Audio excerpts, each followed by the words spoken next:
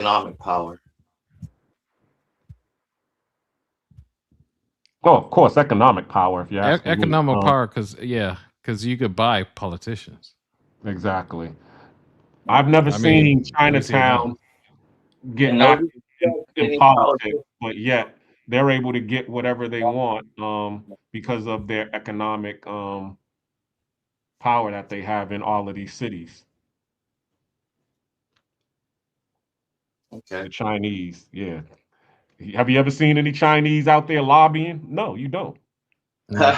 You see them talking about get the vote? No, you don't see that. But you do see them building these Chinatowns all over the world. Because I can't just say United States anymore because they active here in Panama. You go down to El Dorado, that's Chinatown in Panama. And any corner store bodega, more than likely it's in anywhere in Panama, more than likely it's gonna be owned by, as they say, the Chinos. So Yeah. That's so yeah, crazy. Yeah, economic power. and they're everywhere, and they have Yeah. a big influence, and they own a lot of places in a lot of countries. Every country you go, they have a big community. Yeah, Why salute is to them. that? And actually, that was another reason why the Orange Man wanted to take back the Panama Canal because they was actually building a Hmm. lot of their real estate along the coast of the Panama Canal, which was going to I give them heard. ownership to the Panama Canal. And the Orange Man was like, "Nah, we ain't having that. Y'all ain't about to take Yeah, control over the Panama Canal and but then they try to move us out of but here. Now we're gonna take it over again. Go ahead. but they got a lot of control in Africa. They have a lot of influence in Africa. They have a lot of influence in it's starting in Jamaica. You starting to see that. Yep. You starting to see their products pop up. They're building their bridges. I don't know what in DR, but other places they slowly start doing things for cheap and they slowly start taking over. Yep. So we all have And to we watch can, out for that. or So take that's a page why, out of their book. Do the same yeah, thing. I mean, because yep, that's all they do. I mean, you know how many times I get a phone call from Asian people asking me if I want if they want to if I want to sell my property in mm, Georgia. Hey, that's a mm, nice property over there. You want to sell it? And of course, they ain't trying to buy it for top dollar. They trying to buy it yeah, for wholesale. And of yep, course, I'm like, nah, this is a cash cow for me. Beat it, buddy. But we yeah, need to just take a lesson and do the same thing. Make phone calls. Hey, how you doing, Mister Lee? I like that property over there. You want to sell it? yep. So Yeah. So, yeah, what's the next question? Um. Hold on. yeah. Give me one more question because somebody keeps calling. I have to deal with some other stuff when I get off. Let me Okay, see where I'm gonna no go problem. Uh huh. because I actually didn't have But an I had to show expression. you some love, man, because I'm showing everybody love, and you the one only consistent person every Monday. I'm not on here, so I need to be on here more. Let's I appreciate. go. Make the black clean that every Monday night at 8 o'clock. Yep. All right. Let Yeah, me as I stop said, I'm talking. just trying to put out some good content that people can Yeah, respect you doing because your thing. especially what happened with last night, because I was on, as you could see, I was on vacation time with Ryan, and Hmm. shout out to Uncle Rico. I understand, he's trying to, you know, stir up the pot a little bit to be able to get people to want to come view, but a lot of times you don't want that negativity. You know what I'm Yeah. saying? And that's what it kind of caused. It caused that negativity. Ronan's in the back, but yeah. Um, the only thing with Rico thinks one way, meaning like we need to be like him. We need to like do things the way he does. But Yeah. he promotes the negativity stuff. He promotes all Hmm. that other stuff. Um, a lot of times he don't have no respect. Me and him got into it yesterday over respect. I told him if I'm gonna show up and I show up with my guests, oh, bring that bitch by. And then it got very disrespectful. So like to me, it's like a respect level. And the thing Yeah. is, I don't know what he's trying to do, but to me, if you're overseas and you're doing your thing and you're happy, we got it's love for everyone. You know what I'm saying? Mm-hmm. Now, the girl you might be paying, we don't know the circumstances of what people got going on, but you don't have to sit there and tell people, "Hey, she's this and that. You need to stop." No, so I don't agree with those things. Nah, the I mean I could see because I Now I watched see him. the explore the other part of exporting, you know, take advantage of these people, take advantage of girls and stuff like that, and throwing them on camera doing some wild things. That I understand. That's not right. Hmm. But if a brother is happy, man, let him be happy. But But that as is you said, he seems to be like using Anton Daniel uh, persona when he's doing everything because it just comes off a whole lot trollish more than you trying to build well, and that he and that's won't what and that's what like creates the controversy. if you notice, he only came on Ryan when he only looked at Ryan when Ryan had some controversy. He only looked at other people when they have controversies. He'll never look at my channel because I don't do any of that stuff. So he only looks in that. I learned creek camming from him. Yeah, Meaning, like, I didn't know he kept talking about creek cam. I'm like, what the heck is this? And then I looked it up. I'm like, oh, okay. So it's just like you hang in these areas that that are probably not, instead of downgrading those brothers, promote the ones who are doing good thank you. and talk There you about go. them. Yeah, so Yeah, Exactly. that's my only gripe with him. Stop complaining about us, because all he's complaining about. Who's he complaining about? Black people. That's Hmm. all he's complaining about. Everything we do. So, and it's just like, stop hating on the other people. Roland showed me a way I can make money. You need to talk about how he's helping you. The other Ronin, with the The AI wandering stuff traveler. and all this other stuff. Yeah, You know how to exactly. like, because of Ronin, I have a business now. You know what I'm saying? My Mhm. YouTube is a business. He taught me, you need to make a business, and now when I travel, I have a travel business, which is my YouTube channel. So, Facts. and now I have, so now I have a business, and it helped me on my taxes. So Facts. Well, yeah, salute but to you. Go ahead. but we don't promote that. You know what I'm saying? We don't promote that, and that's the problem. We don't promote that. So we promote. Oh, stop going over there exploiting these girls. Yeah, nothing but these girls on here. And it's just like, okay, what about the other guys? What? Look at Ryan. Look what Ryan's doing. Ryan had a mistake, but he's doing stuff that are right. So, and he's getting his help, but he don't promote that stuff. So that was the only thing. What's up, Ronan? Yo, yo, yo. You know me, Hey, I'm in the background doing stuff. So y'all no worries, continue. no worries. I'm pulling up infographics. I'm trying to help you guys out now because you know Okay, great. I like to talk, but at the same time, I like to give you visual facts and base it off of real I know you history do. and not Um, just I'm coming I'm off the dome. I'm gonna handle a phone call. I might still be up, or I'll let y'all know. But I'll be All right right, back. appreciate All it. right. But if you pull up that first infographics, I did a hypothetical, you guys, and I All did right. this weeks ago, and it went on the subject: if there was no interference from redlining to everything you were just talking about with Tunitis Campbell and all these other things, where would the Black American people be right now? And it goes hand in hand with what you're talking about. So as you can see, the benchmarks don't change until you get to what? The stack shift. The stack shift is that third column over there on the right. Okay. Our population ain't going to change. We're still going to grow on a steady clip. Our income rank changed, right? Went from fourth to second to third. Our wealth rank changed from fourth to second to third.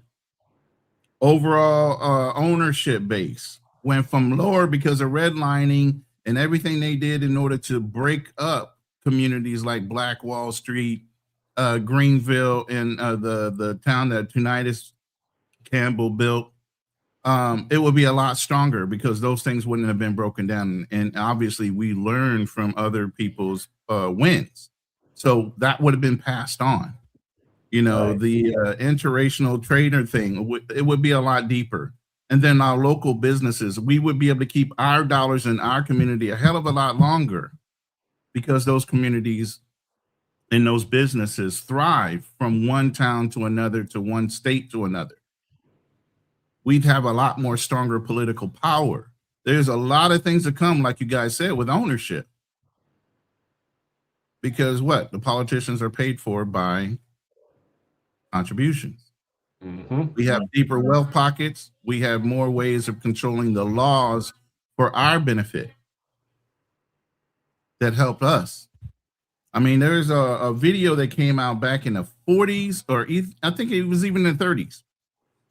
How to sell to the black community. Literally. I remember that. Old black and white. It was commissioned by the Department of Economics. And it broke down what black people were interested in, how they like to buy brand names in order to prove themselves. They don't like being sold.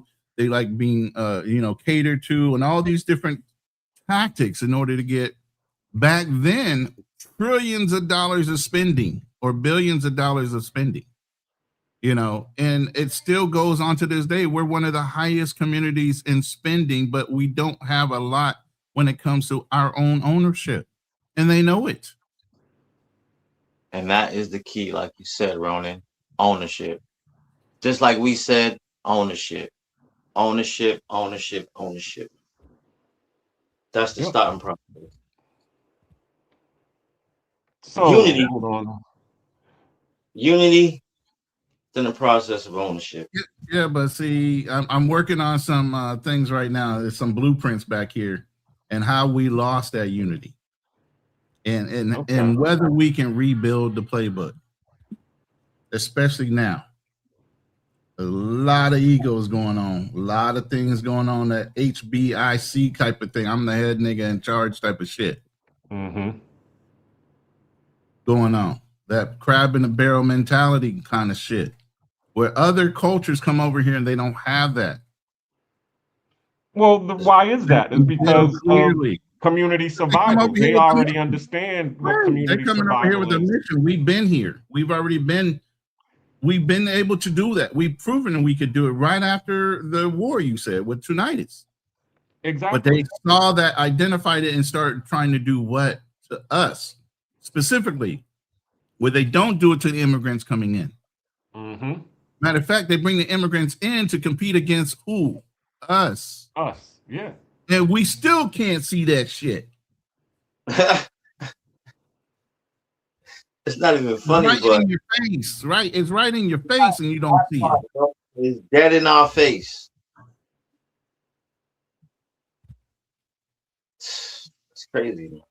And actually, now would be a great time, because they're saying with the advent of AI coming in, it's now has leveled the playing field, because nobody knows anything about AI, and AI is about to take over. Right. I'm 58. I'm over here learning every which way of using Claude Code, automation, all this shit. I'm 58. I can see the writing on the wall. I don't know why you young guys don't see it. This is the way, and this is the quickest way, and they say it all over the place. More millionaires are going to be making in the next 5 to 10 years if you can get your arms wrapped around AI than any other type of business.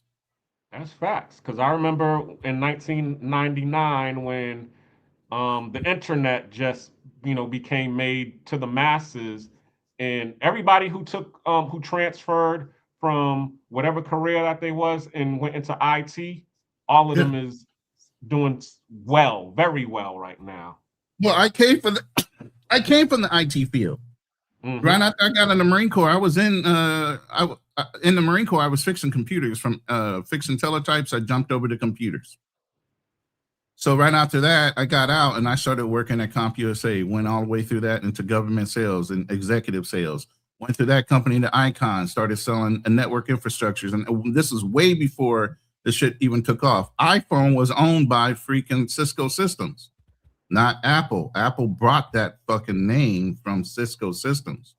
iPhone stood for IP phone. That's when they first started doing network infrastructure, where you can do a 4-digit code and call through the backbone of the telephone system and your router to any location globally that you had a location in, and you had that same system set up, you can do a 4-digit code and call Russia if you wanted to. Wow. I've seen this whole thing change. I watched it. I witnessed it. You know, and the writing is on the wall, and you guys can be oblivious to it, or you can fucking welcome it. And even when I say AI, you can either learn the technology of AI and learn how to do the programming, or you learn how to fix the systems that support AI. Get into like I was talking about with Cisco system, network infrastructure, setting up servers and building up ways of storage banks for server systems and all those things. There's so many ancillary little things to keep AI running. They have to run redundant systems because servers might break down, power grids might go down. They have another system offsite they're called redundant systems. That might be in a whole nother state. If one system goes down, it reverts over with the power to the next system, so you have no interruption in service. How do I know all this shit? At 58, I watched them build it. I helped them structure that shit.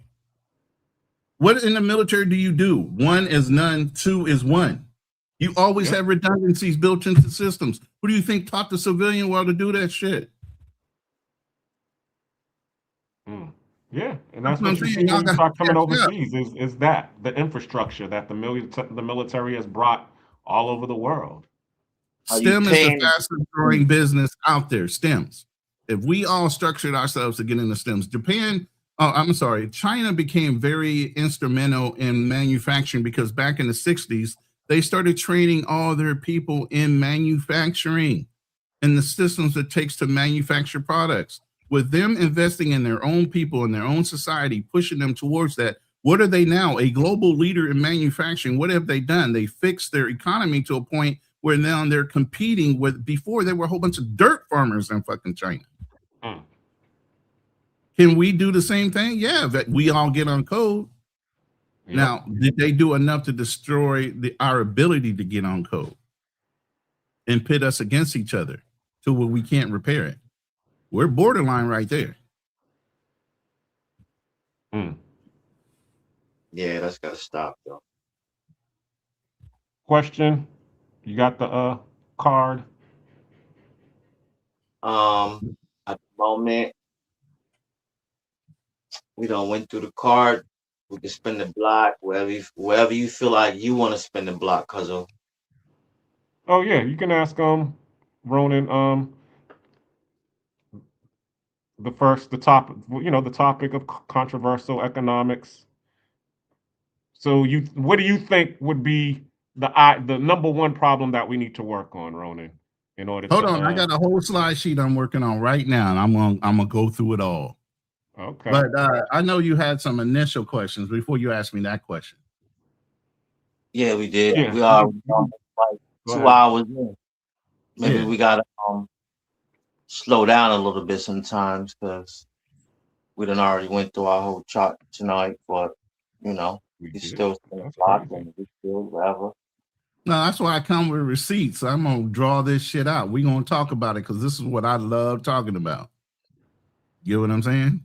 I love encouraging people and Black people especially and developing and becoming independent. Even when I was in sales, I was one of the first people that you would ever see in a company that was under my own independent contract. You ain't gonna fucking hire me and use my knowledge, use my fucking blood, sweat, and tears to live off of it and give me fucking pittance. And then when you get tired, you want to change the rules or you push me out. I don't do that. Never have done that. Embrace the Jews tonight on Real Talk with Nate, the Black Cleaner, because this Jews. I took the best of what I learned from companies, and I used to roll over companies every 3 to 4 years. If they didn't grow, I grew out of them. And I didn't give a fuck about burning a bridge. They knew what I knew. People always came looking for me. My competition came looking for me. I was the one being recruited as a Black man, not the other way around, having to go beg for a fucking job. Salute to the comments, Chalupe. Y'all make sure y'all hit that like button. Hit the like button, like and subscribe. Ronin was cooking right there. He was. I guess he was asking about do we have a spending problem or a ownership problem? So Chalupe was answering that question. He said we get it and we spend it, we don't save. So And let that's a me ask fact. that same and question to and you. and we're flashy with it too. So a lot of times I'm seeing like Rick Ross. When the other day when he was on a plane, a commercial jet, commercial plane, I don't care that he's on a commercial plane. It don't. To me, it looks like you're saving money, you being rich. But then when you have to cap and say, "Oh, my jet was getting Starlink 100 this," and yeah, I hate that mentality, man. I like the fact that you could save money and show that you're not all about being flashy. You all about your business and all the stuff he does. So that's just my thinking of things. You don't have to be flashy with it. We always spend our money and always giving it away. But if we kept our money and put it in the right places, we could have a lot of power. So, but is doing it big without showing it, is that being flashy? Or do you just feel like the whole showing it part is the flashy part? It's flashy as fuck. What you mean? Yeah. Put it out there, right? I totally agree with that. Travel POV, like, you could do it, but why you gotta put it out there? I mean, to me, it's like, the thing is, show people the right way. You know what I'm saying? Like, people see you just throwing money and doing this and that and all other stuff. But the thing he fails to tell you is like he got animal on his property because it helps him with his taxes. He bought the property where it is because it's like a business and all the stuff he's going on. He has the right idea. He owns a whole bunch of Wing stops. wing stops. Yeah, right. He owns a lot of wing stops. He owns a lot of checkers and stuff like that. Like, promote that part of it. Don't just sit there saying I'm throwing money. Oh, Drake ain't all this. I got more money. Like, I don't want to hear that. That's the part I don't want to hear. Not from us. Yeah, tell us how you did it, but that's the whole thing. Everybody wants to keep it a secret because it's that grabbing a barrel mentality. Hey, I got out. You go figure out a way to get out. I ain't gonna share shit with you. Right. Exactly. That's gatekeeping. But I don't like how, like, in this day and age, like in the industry, like even in the music industry, you got these rappers popping up on the scene and they got all this glitz and this glamour and all this jewelry and these cars and the big house, but we don't know nothing about your story. We don't even know your struggle to even decide if we even believe who the fuck you are or who you're trying to present yourself as. I want to know the struggle. I want to know the story. Right. So I just find that kind of weird. Like, you just hop on the scene and all of a sudden you're it without even telling your story. Because we all went through something. Right. But see, that's the whole thing. A lot of people want to self-identify with the person before they believe them. And then you got a lot of guys that have been through some shit, really don't know some shit, but they got great mouthpieces. And they'll talk you into doing some shit for them that they benefit from, but you never do. Yeah. Get what I'm saying? Yep. I mean, pole mentality all day long. They'll throw it on you too. Oh yeah. But I loaded the slides. If you want to load up the slide deck, I can go through some of this stuff and kind of bring everybody home. All right. But, y'all do your thing. I'll be in the chat. Keep going, travel now, man. Keep your ass up here. You just go do your thing and wouldn't. Hey man, you know I go to bed at 10. Rhoda, we only spend like 15 minutes on the pedal. I go to bed. My lady put me on a bedtime, bro. Both of us in the bed by 8:39. 10 o'clock, the lights are out, doing whatever we doing. You get what I'm saying? And I stayed up last night with the riot thing, man. I'm tired. Oh man. Yeah, that one was crazy. Yeah, so and salute I know to Carl's Tone. gonna come up on here too. So Who's coming he's on? in the chat. Carl B. KB Yeah. textbook. Oh Lord, we about to have a debate. Nah. We shouldn't have a debate. All right, Debate. y'all do your thing, but I'll be in the chat for a little bit. All right, Right. hold on. All right. Let me get Kate textbook up in here. Salute the textbook. Double But yeah, I POV. put the slide up there. Yeah. Take down that comment real quick so everybody can see the whole slide. Hold I on. want your emotional content. I base it off of this June 19th, right around the corner, right? So Yeah. we're talking about Juneteenth, June the 10th, last part of the slaves that were liberated out of Galveston, Texas. Yep. They didn't know that the war had been over. Yeah, exactly. Ain't that like some? Ain't that like some white supremacists? Yeah, absolutely. Them dumb niggas don't need to know shit. You know, shut the hell up around this area. I'm sure if a white person came in was even talking about that shit, they shoot his ass right up out the town. You know, no, you need to keep moving. This is sundown town as far as we're concerned. You know. Oh, Hold on, I'm trying to. Oh, KB ain't on here yet. Okay, let me get to the comments. Well, it says call. It's got his government name in the chat, but I don't think he came up on the back. I don't think he's not in the. He's not in the back. Salute yet. Bobby Coltrane, Imam Perry. A lot of guys are piling in here. Hey man, we're going over some important information about our history. Is Juneteenth month, so get into the conversation. I'll drop the link in our chat in a little while, but I wanted to cook here for a while with my brothers Nate and Cool King, aka the Black Cleaner. Yeah. Who's that right there? Salute to Ethan Perry, saying good evening, brothers. The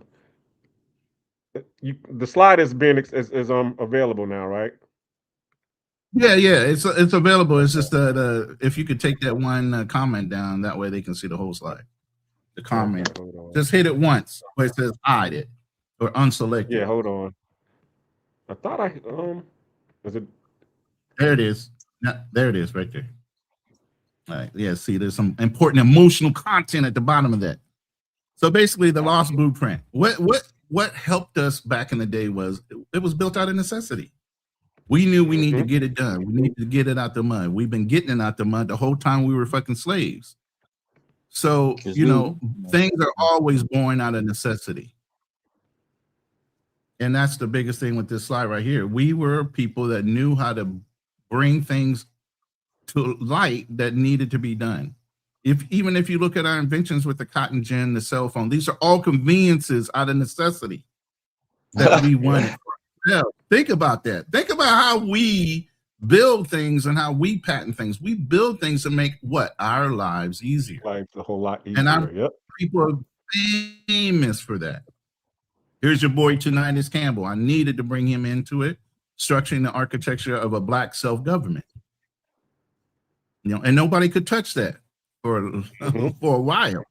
And that angered white people. Why? Not more than a couple years after slavery was abolished, here you got a whole slave and an intelligent community that was able to establish something and stand 10 toes down by themselves. They didn't need no white people to help them do shit.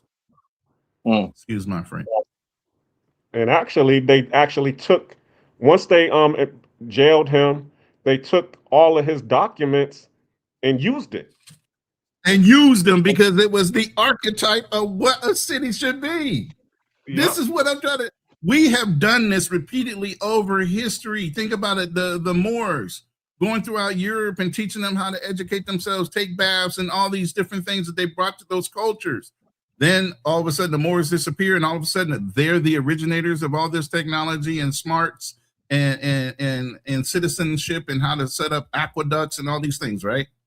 Get out. Fuck out of here. I'll invented stealing.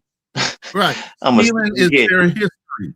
Stealing is their history. The French, nasty ass people. Why do you think perfume is perfume? The French were nasty ass individual people. They didn't know how to. They was shit right there on the streets. That's why they had those big ass dresses on, because they literally was shit and piss right there where they stood. All right, I don't want to disrespect any race. I'm just saying these are the type of people that are sitting there trying to say they're superior to us. Yeah. Right. Ain't no way in hell I would believe that story, knowing the true history, not what they're trying to teach me. You get what I mean? History. We talk about this all the time on different panels. This is the other thing. Black Wall Street was one. There's so many other. Greenwood, Kansas, North Carolina. We had cities all over the country right after the war that were successful.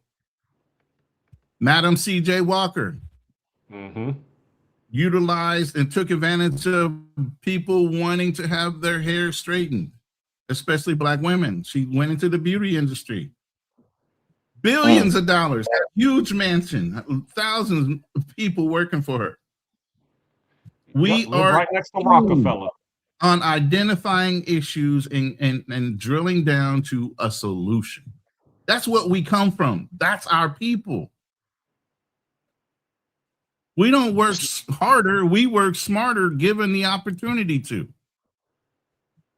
So do you feel like because our history, our true history is not It's put in buried. books, right? It's not put in books and not read about. Is that creating a place of lacking for us? Yes, Absolutely, because we always got to there's no pride. You can't have pride in something you don't know about. Yep. You can't Right. stick your chest out and beat your chest about shit you don't know about to say, nah, we ain't gonna let this happen again to us. So You quietly dismiss that shit so that you can't have an uprising. Why the hell do you think they even had a slave Bible back in the day? They had a slave Bible to pull out all the uprisings that was in the Bible to subdue the servants into believing in God, but yet and still not believing that God will allow you to rise up against the people that are oppressing you. right. No, they left in the parts that allow God to take revenge for you, while white people are doing all kind of fucking unmentionable shit to us. And that's the They mind fuck. brainwashed everybody. They brainwashed everybody into believing this shit. To this day, they use religion as a way of saying, God would, you're not going to go to heaven for this shit. Do they care? Why don't you think they care? Because their heaven is right here on this earth. Like I'm experiencing heaven now. Damn. That's hard as fuck. Because what God do white people pray to? The same God that Black folks pray to. And so then you have to start looking at what religion actually builds within a community. Does it enslave a community or does it free it? Does it hold it to rules and parameters, or does it allow you to be a free thinker? And even if you're a free thinker and you read the Bible says go and look and justify things for yourself. Don't believe the man talking. Go and dig. You ever read the book of Enoch? You start reading all these other books, and all of a sudden you're like, what the fuck? This ain't necessarily all true. The Ethiopian Bible is the most original Bible. They took that, and through the canon tales, they built the Catholic King James Bible to cater toward a narrative to control what? Society. So then the Crusades go out and beat you about the head and body with your old religion that used to be in Ethiopia. Now they're calling it Christianity, and they beating you over the head and body with and say, if you don't fall in line, we'll just kill you all. Look at history, man. I love history because history tells the truth. All you have to do is seek it. Yep. Facts. But here's the next slide. And like I said, I'm just telling the story here with this. I'm not going to go into detail. Okay. Why the model worked back then? Land ownership. You guys touched on that. If you own land, then you can start controlling the school boards and everything else. Look at the Somalis in Minnesota. Look at the Ashkenazi Jews in Jackson, New Jersey. How they control their community. They started owning the land. They started investing in the schools, the local businesses. They started controlling the politicians, the school boards, the mayor, and so on. Let's go, people. Let's go. The map and the program has been outlined. We keep ignoring it to try to reinvent a wheel that's already been proven to work. And I don't get why. I think it's a distraction. I think there's psyops going on in our community. You know, that's what broke us up in the first way, deal with J. Edgar Hoover and the FBI. Exactly. There's all kind of psyops going on. Here it is. This is the rebuild the playbook. Is this ever going to happen? Are we ever going to be supported, trustworthy local businesses out there?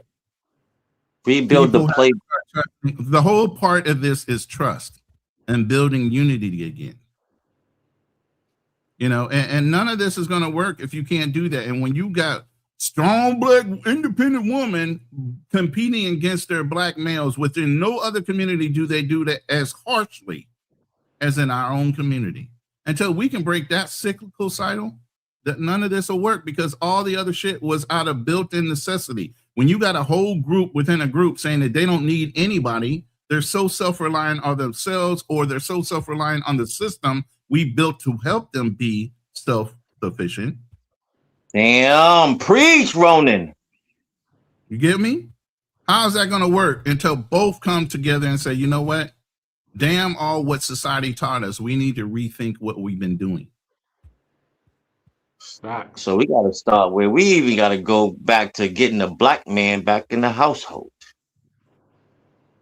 Yeah, but see, that's going to create discomfort. And I talked about that on last week's live. Hey, the link is in the chat. If anybody wants to come up and that was hypothetical. That was like fucking, wishing on a star.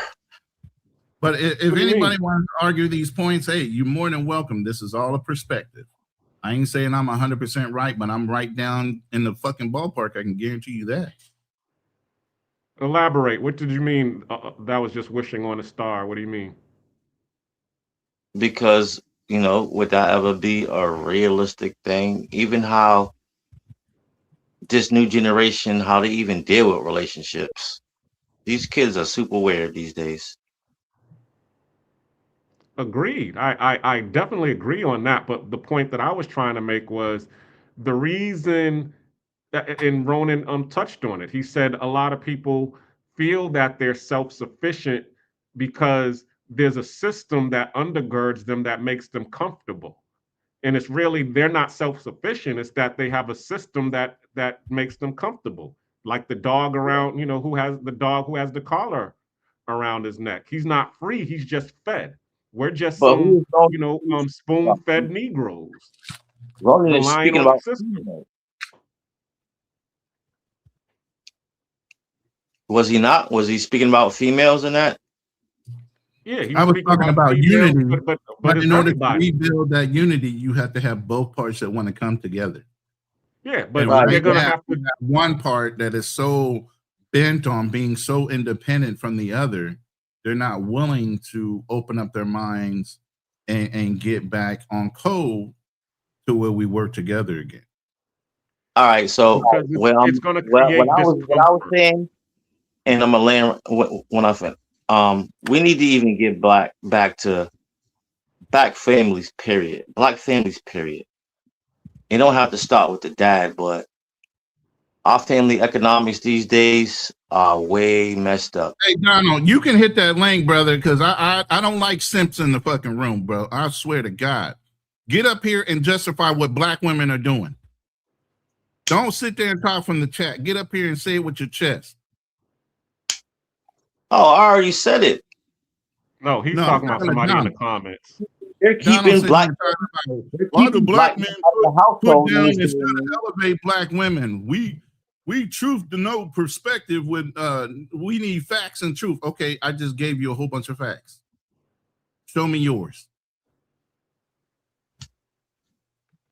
I was trying to answer a question. Well, I feel like I'm being attacked. Sorry, not you. No, cool. It wasn't you. It was the comments. I'm talking to Donald.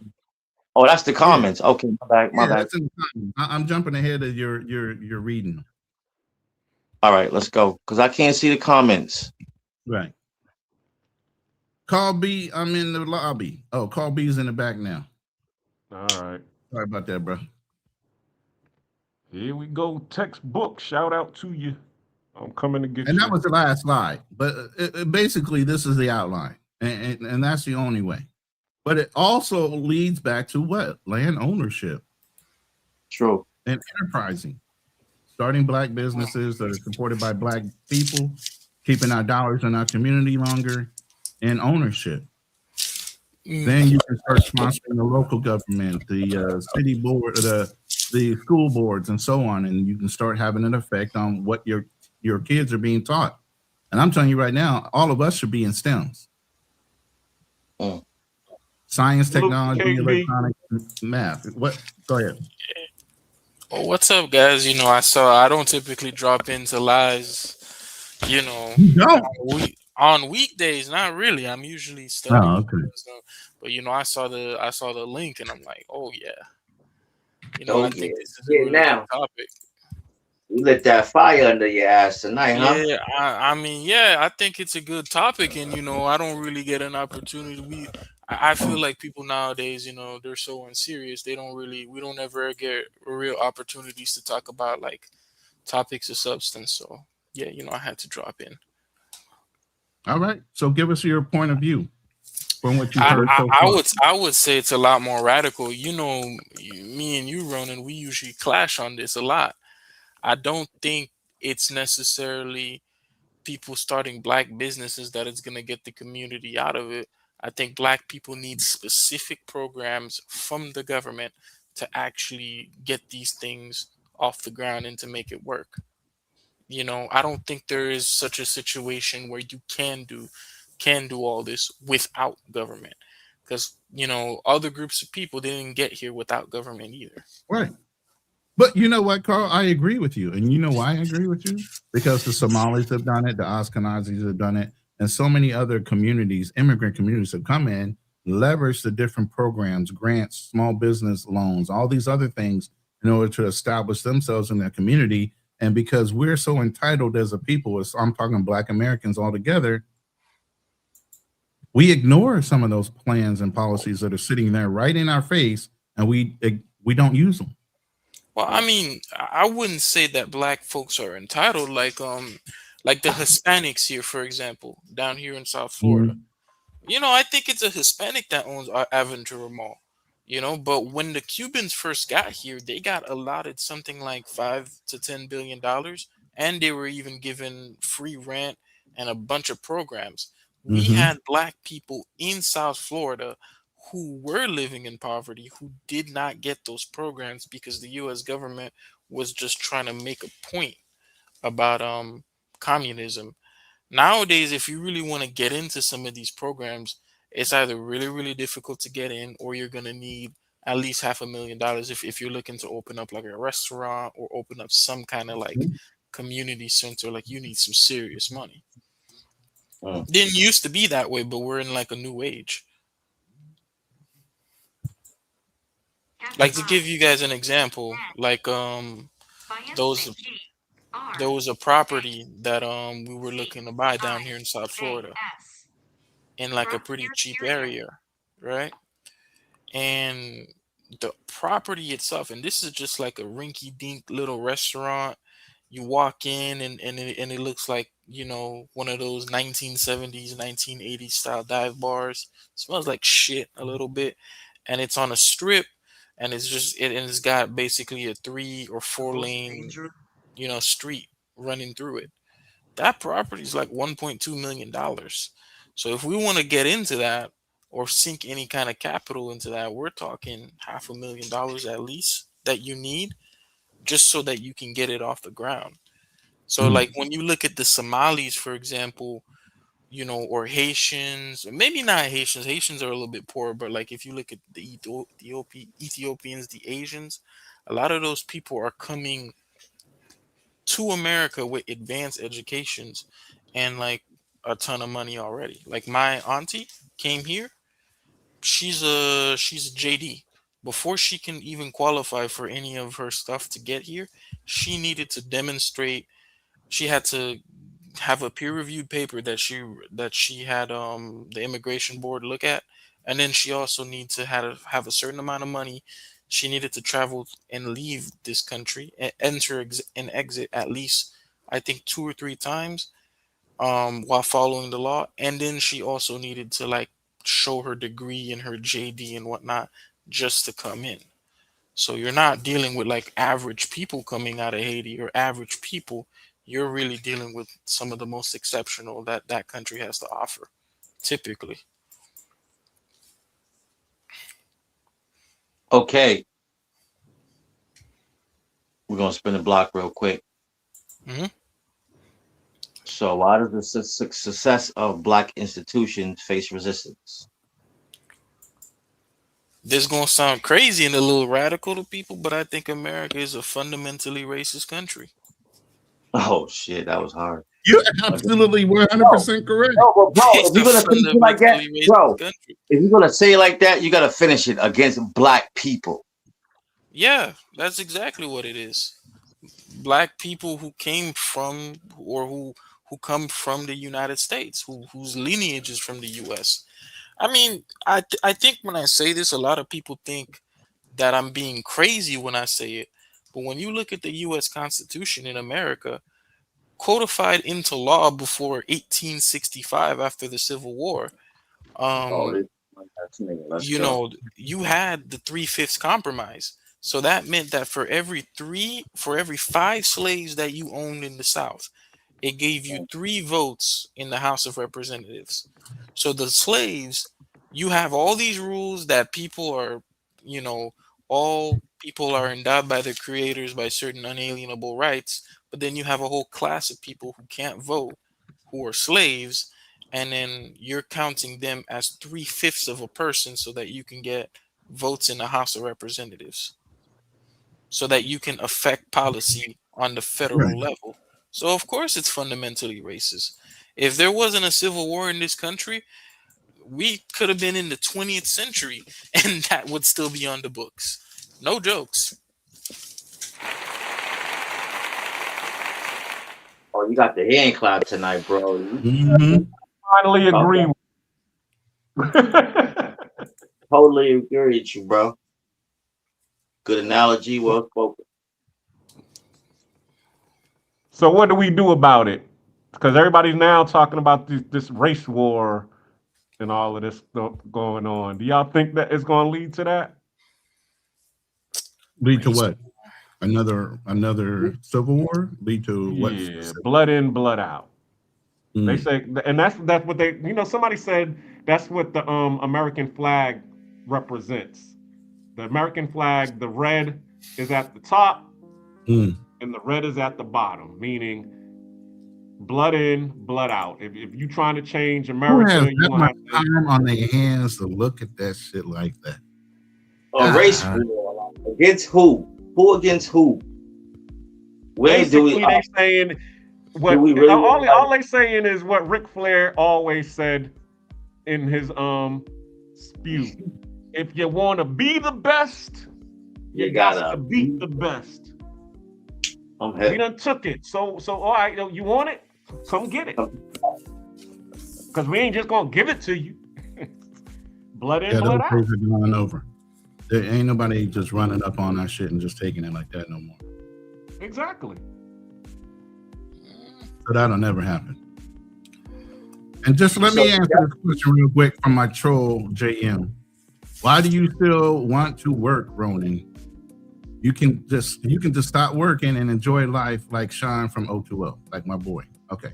I mean, So- OTO still works, but Right, and exactly my point. I'm sitting here I'm sitting here right now in semi-retirement mode, and the reason I will always say I'm semi-retired is because I'm always looking at angles of making money. Why at retirement age would I pass up a comfortable way of making money? That makes no sense to me. That I'm just going to pass up money just to have a life. Why can't I have a life and not be under pressure to make money, but make money while I'm having fun? While you're retired or not? I'm not being pushed to clock in, clock out a 9-to-5 job. I don't work like that. I haven't worked like that in years. I've always controlled my schedule. Even when I sold insurance and I had financial people that I had to advise, I scheduled them. Hey, is this time or that time better? And I'd look at my schedule for whatever else I was going to do that day. I close 1 to 5 deals a week, and I'm good. You're talking anywhere from $20,000 to $50,000 a fucking deal. Why do I need to work hard? I learned how to work smarter. So even if I wanted to get back in that business, my clientele would still be very casual conversations, but net me a great amount of money for the time I invest. That's not working. I haven't worked like that since 2011, where I was clocking in for somebody else. I've been independent that long. So you can say I'm goated because I've always been independent. You live longer when you have something to do too. Yeah. Yep. Right, when you wake up with purpose every day and something to look forward to at least. Yeah. Yeah, the Japanese had a proverb when they was talking about the samurai. They said, "When you stop running, you die." That's why a lot of the samurai culture, they ran a lot. Well, it's not even that. It's just and that culture, because my name is Ronin. I obviously studied the history of what a Ronin was, and it was a samurai warrior, believes in a Bushido code. But at the end of the day, it's also a thing called ikigai. Yep. Ikigai is a way of life. You become perfect in one thing, and you just specialize in just doing one thing, and that's your whole purpose. And they were fine with that. What we try to do is do all this all the time, keep ourselves busy, and that's by design. They want you distracted to where you can't focus on one thing at a time. I don't subscribe to that. Never have. Go ahead. Chalupe in the comics says factual ownership is a jet is better unless you are consistently using it. I have X that pilots private jets. Okay. Who you said that is? Shout out to oh, that's you, Carl B. I love this topic.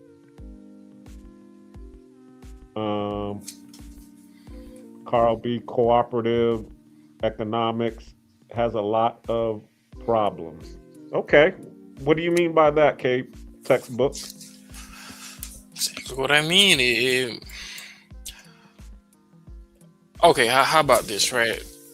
You know, you guys remember, I like to give this example, like you guys remember Big Baller Brand? I think No. so.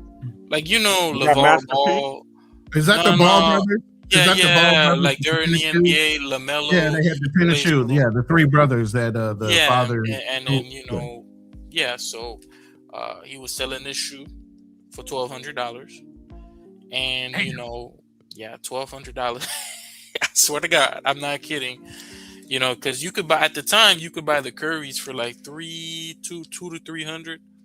And then he was trying to sell the shoe for 1,200. And, you know, the shoes were shit. So he gave his shoes to his kid, and he was running in them, and the shoes kept tearing, you know.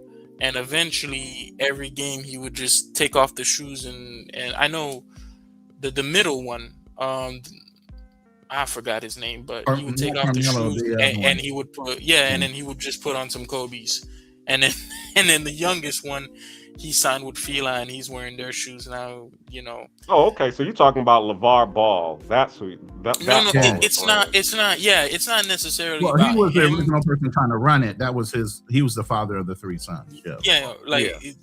the issue wasn't with LeVar Ball himself. The issue is, you know, when you buy a shoe from Adidas, the white man or the German man, whatever you want to call it, and you don't like the shoe, you just call Adidas and you say, hey, this is the problem with my shoe. You send it back and they send you another pair, or they refund you your money. But this shoe, it's $1,200, and if you want to call somebody because the shoe ripped in two, nobody you can call. Wow, And- that's crazy.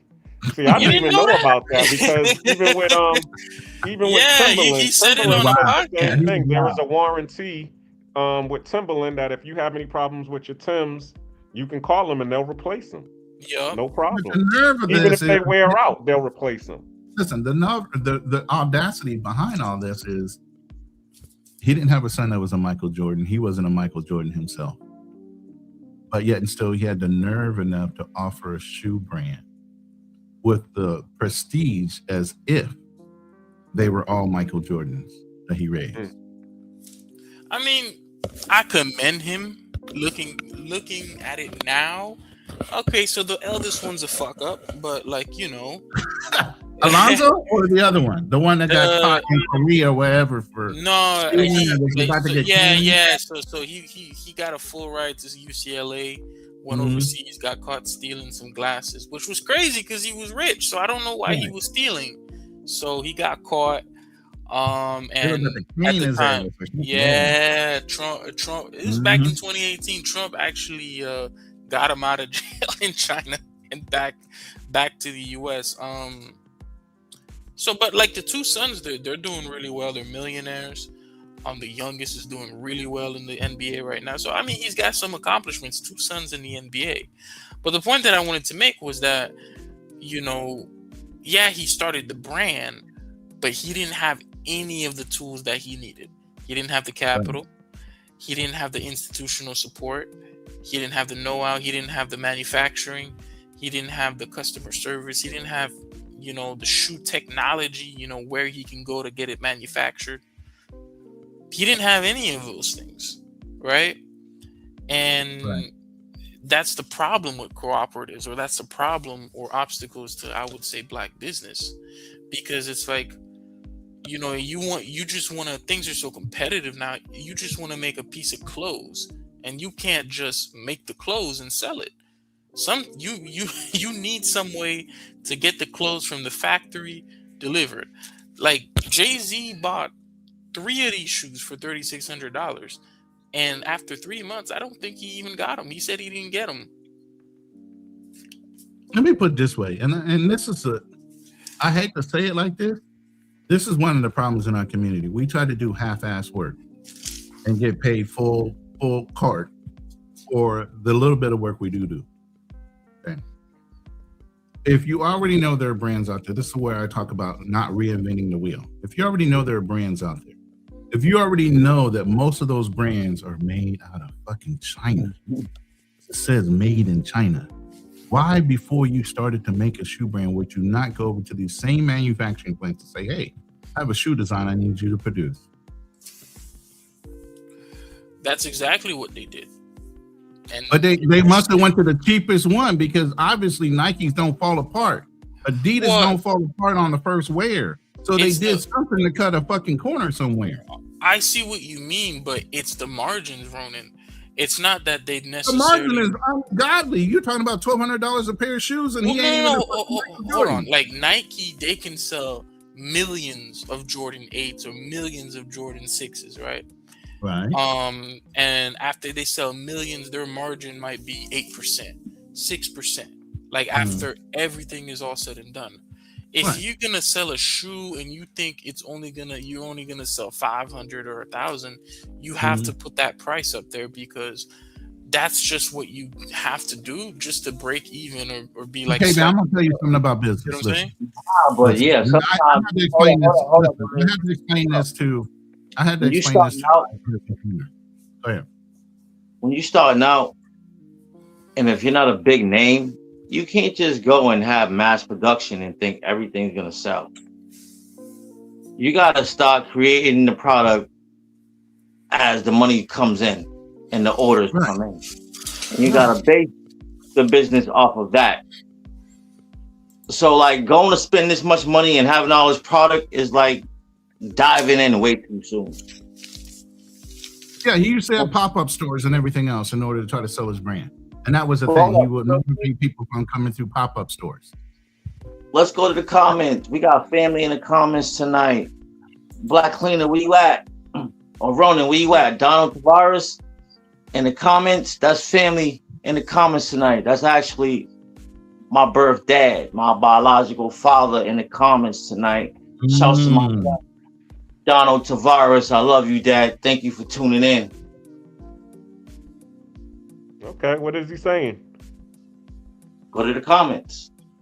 I can't. You can't. I thought you said I didn't it. know that was him. I Can apologize. you see it, Ronin? I mean, I thought I. Well, this is one of the comments I was commenting to when he was talking about black women. Okay. So I apologize for that. But well, my dad's name was Donald Tavares in the chat tonight. Thanks, Dad, for being in the chat once again. he said a famous quite, but Harriet, I could have fed or freed more if they were just if this knew they were enslaved. That's very true. You got an enslaved mindset too. It goes along with everything. There's a lot of people, and that's why I said that Bible was wicked. Look it up. I want somebody to Google right now the slave Bible. Look it up. Look at how they structured that Bible.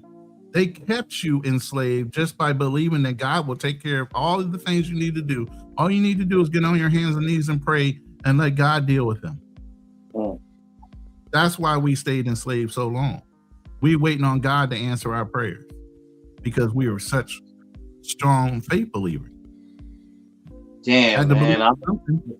like religion, but I feel like religion is just like a mind fuck and a separation plan. It can be if you allow it. And that's what it is being allowed, because this religion creates separation.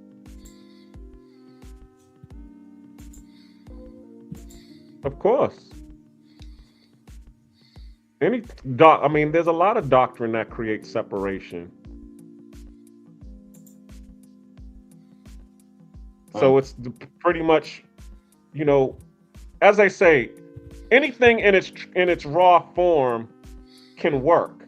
It's what happens when you have the people that's on top who have ill intent controlling it. For example, I mean, capitalism, it works. But when you have other people that want to adulterate it and, make only a certain class of people win, then guess what? Capitalism doesn't work. Same thing with these religions. Okay, Christianity works, like what he was just talking about with the Ethiopia Bible. Okay, the truest and the rawest form of Christianity works, but then when you have somebody who comes and adulterates it and gives you a slave Bible, now Christianity ain't working. Mm. So it's really about the mindset of the people using it. What are their intents? As they said, the road to hell is paved with good intentions. And with that, I land. I wanted to get back into the conversation with the Black Shoe Bear and the Ball Brothers. Go ahead. So what I was trying to say in that respect is you have to look at your margins, and that's true enough. If you're charging $1,200 for a shoe, but you're only trying to give the manufacturer a 10% mark for producing the shoe, that's a ripoff. The producer is not going to give you a good exchange rate. But if you're saying, okay, look, I'm brand new in the market. I know you produce Nike and some of the other brands in your manufacturing warehouse. I'm wanting to sell these shoes at an exclusive deal based on the fact of my 3 sons and give them a history. You got to sell things to people and the ideas behind them. Look, I'm going to mark them for $1,200, right? It's only going to cost you maybe, $5 to produce the goddamn shoe. But I'll split with you the profit 50-50.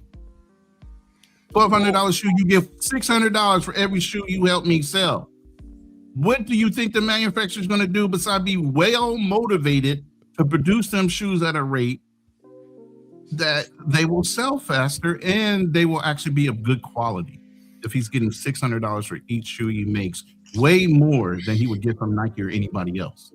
Well, Let me finish running my struggle. Let me finish. So as you start becoming more productive and you're selling more and more shoes, the shoes become a name. They're more reliable. Your feet ain't going through the goddamn sole, right? Now you're producing more. Now the renegotiation is you drop down the profit margin because you're producing more. So you're making just as much. You get what I'm saying? And if the manufacturer don't want to go along, there's other manufacturers now that can take over that brand that has a more reputable name. But see, we don't have the mindset, because I had to teach I used to sell pharmaceuticals in a medical supply company. And when I went to work there, he hired me as a sales lead, like a sales executive. He didn't want to give me the title of vice president or anything. He hired me under contract. I said, look, at the end of 5 years, we're going to renegotiate this contract. When I went in, I was just selling medical supplies. I saw he had a pharmaceutical license. I said, hey, why aren't you utilizing this on deals? I don't know how to use it. What the fuck? Okay. So I knew government contracting coming out of government. Went and worked some deals. And his first deal for pharmaceuticals was for $300 and some thousand. At that point, I took 35%, right? But he always wanted a 30% margin or whatever markup on his profit. I'm like, look, sometimes for volume, you have to drop down your profit margin. And I had to explain to him why. So long story short, we came up with a flu deal for the state of California. Small business owners get an advantage. Why? Because, we're not as big as those major corporations. I competed against the people that manufactured the fucking flu to get the deal. I asked all of them to give me their best price on that volume, and they did. But guess what I knew? I knew the history of the deal had to be documented, and it was accessible to me, so I could look over the history of the deals that were made before this one. And I knew what their market was on their profit margin based on the prices they gave me. So when I went to go make the deal, I structured it at a 5% profit margin on $7.5 million worth of product. My boss is like, why the fuck are you doing that? Blah, blah, blah. I'm like, dude, you got to win the deal first. Something from nothing is nothing. Win the deal, and I'll tell you how we can restructure the deal afterward. So just focus on that first. Let's win the deal. All right. So we put it in at 5. We won. Why? Because I knew most of them were going to market at 8 just to win the deal. Well, now I have a signed contract on hand. I have a guaranteed price from them, but I said, look, there are 3 other manufacturers in this fucking deal. I'm going to go back and ask them their best and last price on this deal since it's signed and it's guaranteed through us. Give me your best and last price. Mm-hmm. That 5% went to 10% on our end. And we pushed the product out. The only small company in the state of California ever, a small Black-owned company to only provide $7.5 million worth of flu to the state of California.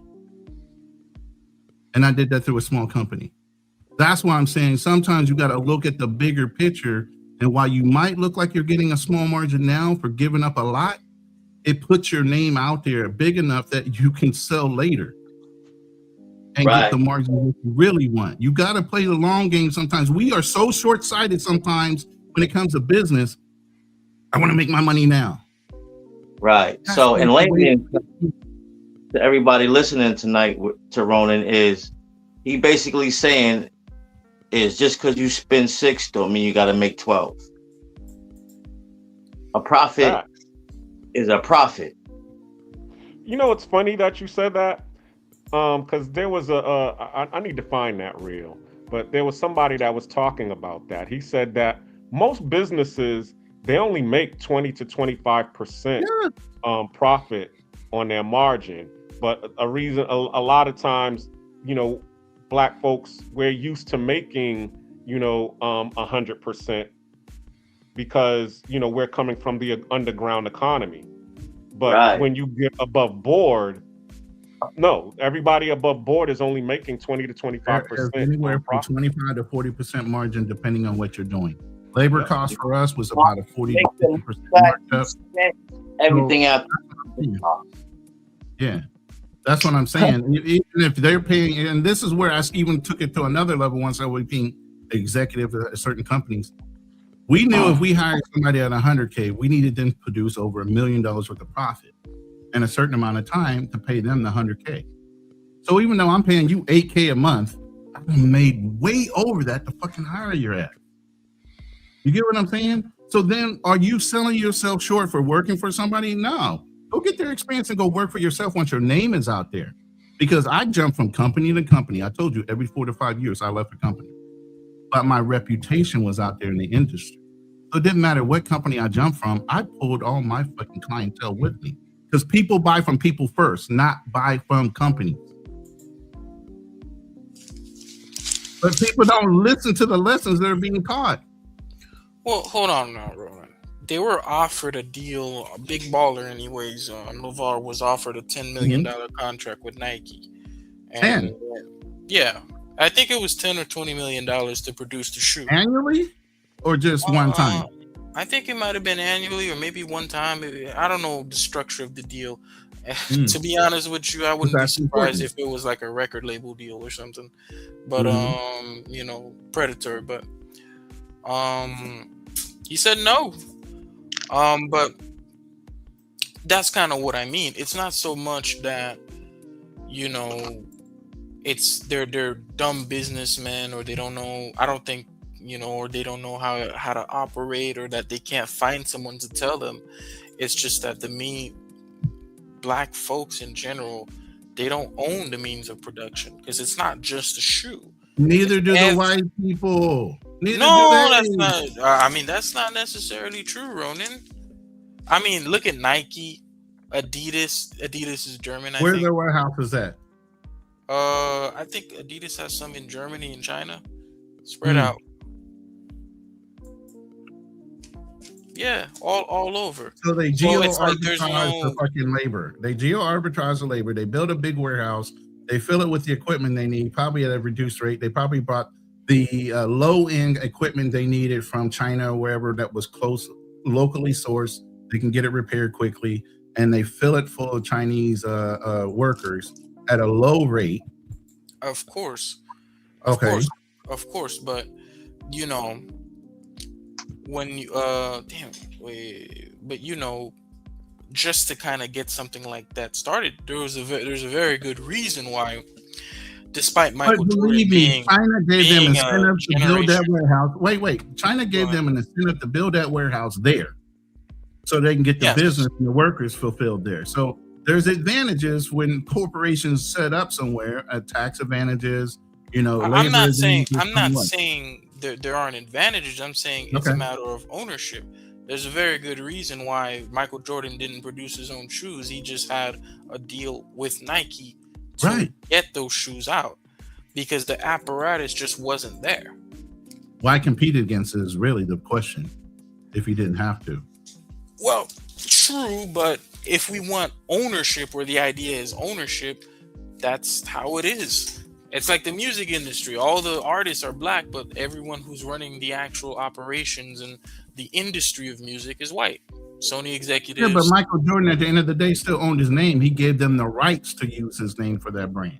Of course, and he was very well compensated. Exactly. Very well compensated. I'm not arguing that. I'm just saying that, black people, for the most part, it's not that they're trying to. I don't think Big Baller Brand was just trying to gouge. I think they really needed to charge that price just for the money to make sense. Because you can imagine, how are they going to be able to... how long did you follow LeVar? LeVar had a big ass mansion before his kids actually made it. Yeah, I know, but he was spending money lavishly on his word. What I'm saying? Of course. So he was in that catch-up mentality. He wasn't in that I have the money to do it, but I'd rather use somebody else's money. I know what you mean, but there's a difference between being able to go out, buy yourself 1 or 2 Rolls Royce and live in a really nice neighborhood, and having to come up with $200 million for distribution, creation, advertisement, customer service, all for your shoes. That's like a whole different level of capital. And that's just $200 million just to get the shoes out. That might not include any other associated costs, like from other professionals that you might charge, shit that the government might ask you to do, etc. It's a lot of money. And that kind of money, I would say, the black elites in America, they don't have anywhere near that amount. And I don't want to hear anybody say Oprah. She does not have that amount. There's very, very few black people in America who have that. Oprah. I wouldn't count Oprah for shit. Shit. Her homegirl's still working at ABC. Her homegirl's still on ABC. Well, if I had a billionaire best friend, you think I'd be working? I'd be working for him. As an but the whole thing is a steady check, regardless if she's a multi-millionaire, because most of them are. It's a steady check, and it's something they like to do. That's the whole point. If you like doing something and you're still making money at it, why would you quit?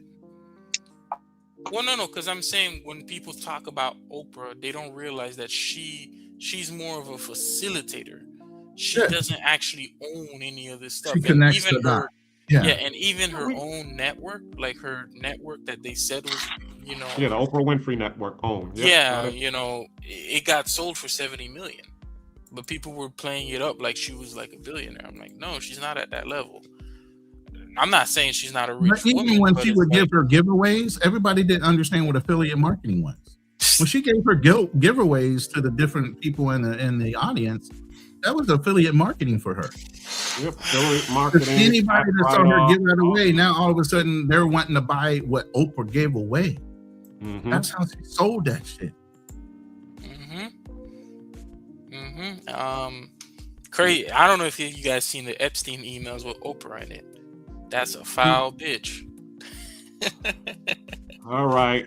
Spin the block, Keem. So your answer was you don't think that we can get cooperative economics because we need government? Was that your answer, KB? We don't have the money, we don't have the resources, we don't have the institutional power, and we don't have the political power. If First you of guys all, go ahead. No, go ahead. we don't have the unities and everything else you said. My fault, cuz I had my popcorn in my hand real quick, and I was like, you know what I'm saying? Gotcha. So, and then Ronin, you said the solution is pretty much back to community survival. We don't have these things, so we need to create these things. Is that what I'm getting from you?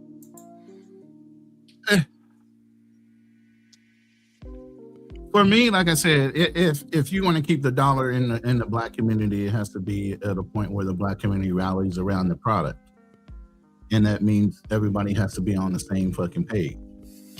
You know, for whatever that product is, it has to be placed at a certain price point. One, so the company can keep thriving and growing, and two, where it's equitable for the people that are buying it. Sometimes when we put out product, we put it at such a high, like let's use Laval. At $1,200 a fucking pair, it becomes unattainable. Even though you're trying to make it an exclusive brand or something, you don't have the name behind it. You guys are pulling the cart before the horse, meaning you don't have the name, but you want to charge the value of a brand name product.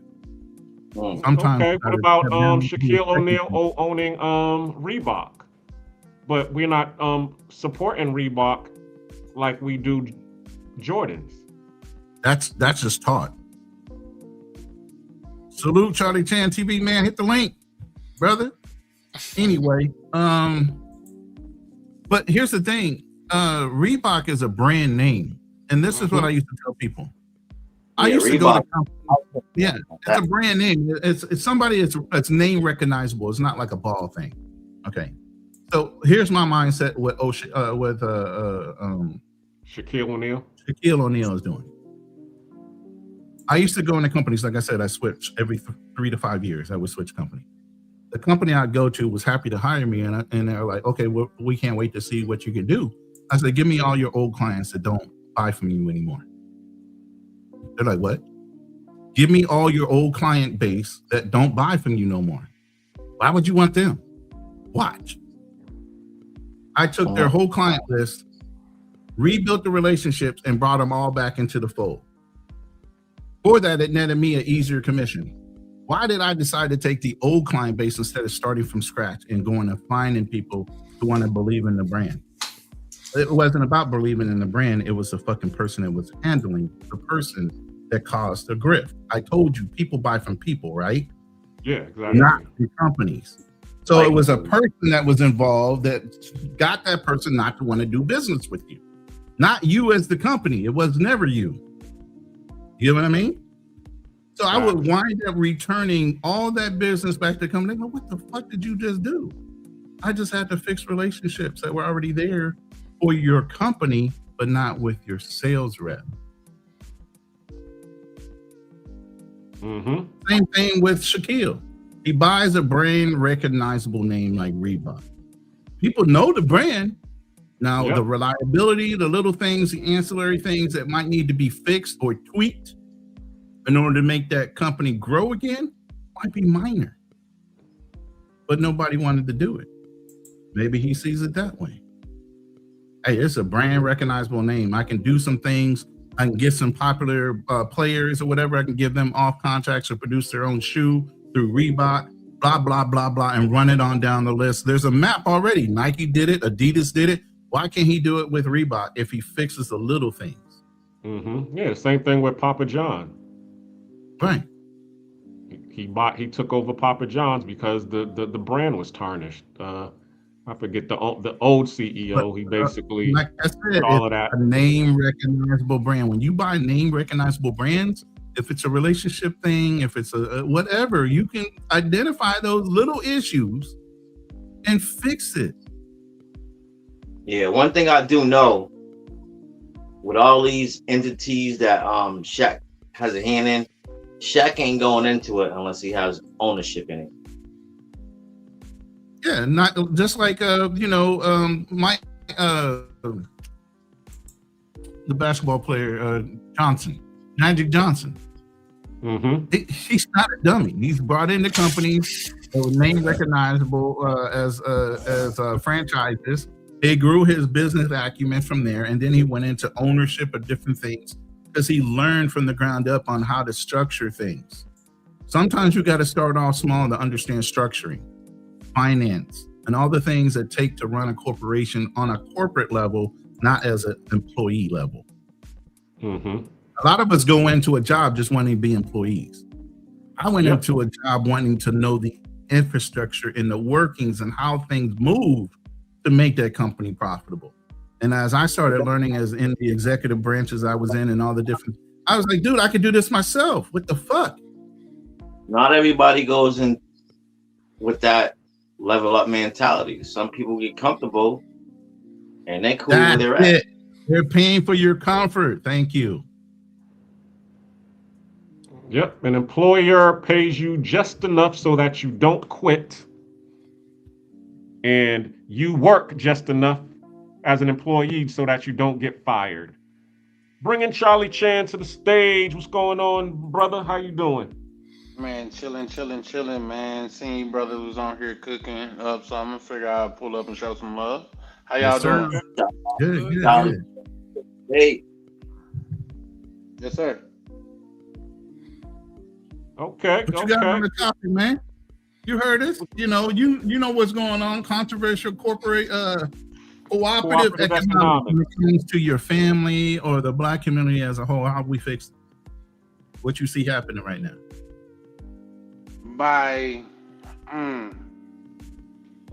Okay. I'm going to this just a little bit quick and stuff like that, guys. Y'all know I don't be trying to do too much. I wouldn't have went fast. These niggas be extra to take the pressure off of them sometimes. They be talking so much, but go ahead, brother. Nah, I would gladly take the reins for a second. Man, a whole PowerPoint. What you mean, King? Well, I think for one, you did, and it was dope as fuck. Because I love when I get on panels, on my own panel, and I can learn something. That's a fact. Go ahead, Charlie. Sorry, man. I didn't mean to. Oh no, you're good.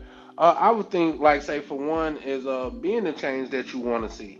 For one, you know what I mean. Like, sometimes you gotta lead by example, and two, the most important thing when we talk like this, everybody making it seem like all people of a darker hue have to get together and sing kumbaya while looking into the sky. When that's truly not the case.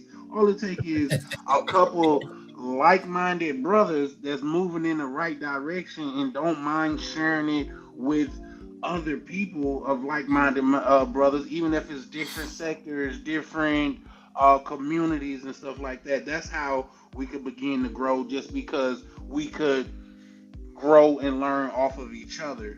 And when it comes to a unit, a team, that means everybody has a place. Everybody has something that they're accountable for. So I think that's just to be the first step, in my opinion. Sometimes, Charlie Chan, motherfuckers don't want to play Pippen to your Jordan. Well, here's the thing. Them motherfuckers won't be on the team, Cool King. You know what I mean? Because that's the point about it. I totally agree with you on that. I'm sorry, go ahead. I totally agree with you on that. Yeah. Nigga, you got to be off the team then if you fall in line. Yeah. Go play for the goddamn Spurs or something. You know what I mean? Like, but we a winning team over here, and if you don't want to play your part, we don't need you on the team. Wow, they lost bruh. They won up until the finals. Man, everybody won up until they lost. How about that? Right. My dog don't bite until he do. Like, come on now. Toxic. He wants that second place trophy. He wants that second place trophy, That Charlie yeah, King. exactly. Yeah, that's the young generation. They deserve Man. the props. No, that's what the Mhm. winner is for. They get the props. Man, Well, imagine at you least they spent your showed whole up on life time. playing basketball for a nigga to be like, oh, you lost. That's crazy, bro. Is it though? Sports, Because you did lose. Like, bruh, nigga, it's sports not like fans are I'm Don't so you a get victim, paid to man. intoxicated. Do win? something. But hold up, KB. For that check, don't they get paid to bring home championships? Regardless of what the check is. I know, but I'm just saying, like, put some respect on their name, man. Come I'm on. not saying it's disrespectful, but hey, you didn't do what you said you were going to do, which is win a Oh, you championship. know Oh, what? come Take on. your Like, they check, went all the way to the finals. take your and check and try better next hey, year. man, the It's other okay. team, they Get out were. the ego. It's okay. It You lost. was a good. You gotta it was work a harder good next year. competition. It wasn't just It working wasn't a hard. good It's just that competition. the Those other folks came team back was. by damn near 30, bro. It wasn't a good competition. Hey, it's 30. part of it, God man. It damn, happens. 30. It Yeah, they happens, was they man. was 30 down by point damn near spread 30 and they and came lost? back. What the? True. I It don't was watch like it. 20, I didn't watch that. 26 and 27. Yo, but the way this game is played in 2026, that type of shit happens every day, all day. Well, it's unique that you say that because that particular game was a record breaker. Nowhere in history has a team came back from such a deficit to win. Oh damn! in the Now they're in the finals. record books too. Yes, sir. Right, Yeah, in yeah, the they're the playoff. record books for sucky. Thought the Celtics did that. Hating And the ass niggas, Celtics man. come back from a big deficit like that. Yeah, Not against in the OKC. finals. Not like Oh, it wasn't in the See, finals. It was in the the playoffs. thing is, Okay, yeah. when that Bruh, happens, come in on. Southeast, We both know if OKC that type was of in the thing East, happens they during the would have regular been to the season. finals. It's a whole different level of excellence when you do it in the playoff I'm going to versus talk the. for my that's a boys, the fact. Kansas City Chiefs. Kansas City Chiefs is known to put you on the record books for coming back from low percentage points and kicking your ass in a championship. We good for that shit. Cool, y'all did that too. KC Chiefs. Mm-hmm. People celebrating in the end zone like they had us whooped.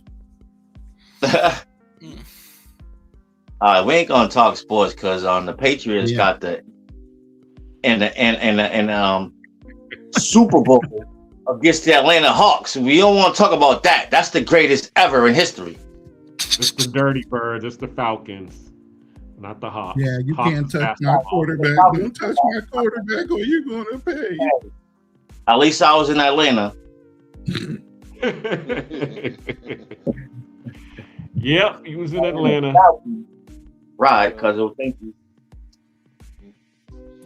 But y'all quiet. just to also to spin the block, I think people got to start pointing out people that's not with the movement, because if you're not with the movement, that's fine. Just don't get in the way of the people that are in the movement. That's just like when I used to go to school and the teacher would tell the class, if you want to be a class clown, have at it. Do what you want with your future. My problem come in is when you are distracting other people from doing what they're supposed to do. You see what I'm saying? Right. Okay, hold on. I You don't know. block it. There's this word called the decadent veil. Black Cleaner might know what I'm talking about. If you've ever been on that part of YouTube, but That sounds it's like a not. weirdo part. They're talking about celebrities, right? Like celebrities like P. Diddy, Jay-Z. Like they portray Black people as these successes and whatnot. And I'm not saying that Jay-Z and the rest of them aren't successful, but it's really a mirage. Like people take a look at that and they're like, well, Black people are doing real well in America. But if you look at the neighborhoods and the reality on the ground, that's not what it is. You gotta understand, it's like Oprah and Diddy and people like that. They're not necessarily on your team to begin with. They're basically in the pocket of whoever the white zaddy is or whoever to benefit their own selves. The problem is at least in the Black community, how I see it, it's not that just that people don't you know, it's not just that people don't want to join the movement. People actively believe like they're better off, or like going into this other direction, they're gonna be better off. They look Yo, at and they look at a billionaire, and then they're like, oh, problem. That's the you problem. know, I'm not gonna raise taxes because that could be me, bro. That will never be you. That's not gonna be reality for most people. But to them, like I'm like, a lot of black people think they're middle class when they're really just poor. Like they'll be making $50,000 working a warehouse jobs, and I know it's some shots fired out here. $50,000 working a warehouse jobs, and they think they're middle class. I'm like, no, you're working poor in this country. You really are. But they think like they really got it like that when they really don't. So, you know, people like that, you're never gonna convince them to do the things, or to vote, or or you know, do the things that they need to do to get out of their situation collectively, because they don't think they're poor. They don't think they're in that situation Okay, so until, my you question know, to you, until KB. you leave your hood, and then you go to Boca Raton, and then you see the Ferrari pop out the garage, and then you realize what it really is. And the rent per month is your whole paycheck for the month. Mm. So yeah, go ahead. Well, my question to you is it a one size fit all thing? Because white Oh, people don't come together. All any race don't come together, but for some reason, black people got to be this unicorn race to where we all got to be holding hands and kumbaya together. That's not reality. So those people that you're speaking of is maybe people that doesn't make it to the inner circle. It's not that black. I would say two things to that, right? It's not that black people have to be kumbaya. It's just that black people are unique in in this country, and that they've been here the longest, but they're still at the bottom. Well, why don't is act like. Well, You, see. you, Well, here's the thing. well, You're right, hold on. but You know, don't act like so there I'm wasn't saying other it's. systemic things in Of place, though. course, I agree. I agree, but it's like that's why I say they're probably it's unique. Like it's particularly acute, and if you want this to kind of change, a lot of black folks they have to be on the exact same page in order to make Do something it have like to that be a lot happen. of black folks or just a Of couple course, black folks? I mean, shit. If you can get 60% to show up, that'll do it. Sixty That'll percent of do it. what? A race? Yeah, Those type of numbers barely show up to vote. yeah. Well, you know, it is. It's And secondly, go ahead. My bad. I just wanted to show this video because you was hitting on something about us coming together, and it made me think about this video. Hold on one second. Let me tell you, see what y'all think about this.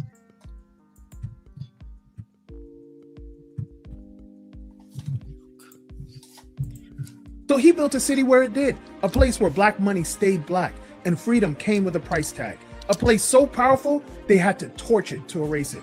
This is O.W. Gurley, the father of Black Wall Street.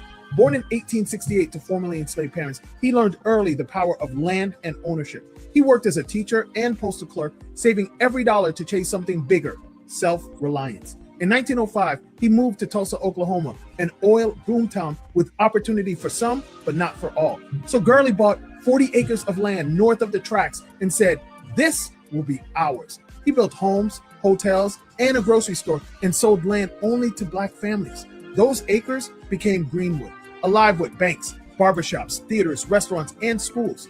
Booker T. Washington called it a Black Wall Street of America. Then came 1921. Jealous, angry mobs invaded Greenwood, looted its businesses, dropped bombs from planes, and burnt a thriving community to the ground. Gurley lost everything, but his dream didn't die in those flames.